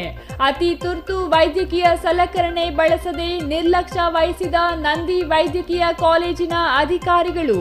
ನೂತನ ವೈದ್ಯಕೀಯ ಸಲಕರಣೆ ಬಳಸದೆ ಮೂಲೆ ಗುಂಪು. ಚಿಕ್ಕಬಳ್ಳಾಪುರ ತಾಲೂಕಿನ ಗುಂತಪ್ಪನಹಳ್ಳಿ ಗ್ರಾಮಸ್ಥರಿಗೆ ಭಯ ಹುಟ್ಟಿಸಿದ ಆಗಂತುಕ. ರಾತ್ರಿ ವೇಳೆ ಬೆತ್ತಲೆಯಾಗಿ ಮನೆಗಳಿಗೆ ನುಗ್ಗಿ ರಾದ್ದಾಂತ. ಆಗಂತುಕನನ್ನು ಹಿಡಿದು ಪೊಲೀಸರಿಗೆ ಒಪ್ಪಿಸಿದ ಗ್ರಾಮಸ್ಥರು. ಬೀದಿ ದೀಪ ಬಿದ್ದು ಗಾಯಗೊಂಡಿದ್ದ ವ್ಯಕ್ತಿ ಸಾವು. ಗೌರಿಬಿದನೂರು ನಗರದಲ್ಲಿ ನವೆಂಬರ್ 2ರಂದು ನಡೆದಿದ್ದ ಘಟನೆ. ಪರಿಹಾರಕ್ಕೆ ಆಗ್ರಹಿಸಿ ನಗರಸಭೆ ಮುಂದೆ ಪ್ರತಿಭಟನೆ ನಡೆಸಿದ ಕುಟುಂಬಸ್ಥರು. ಚಿಕ್ಕಬಳ್ಳಾಪುರ ಜಿಲ್ಲಾ ಪತ್ರಕರ್ತರ ಸಂಘದ ನೂತನ ಪದಾಧಿಕಾರಿಗಳಿಗೆ ಗೌರವ ಸನ್ಮಾನ. ಶ್ರೀ ವಾಲ್ಮೀಕಿ ನಾಯಕ ವಿದ್ಯಾ ಅಭಿವೃದ್ಧಿ ಸಂಘದಿಂದ ಕಾರ್ಯಕ್ರಮ. ಪತ್ರಕರ್ತರ ಸಂಘದ ಪದಾಧಿಕಾರಿಗಳಿಗೆ ಗೌರವ.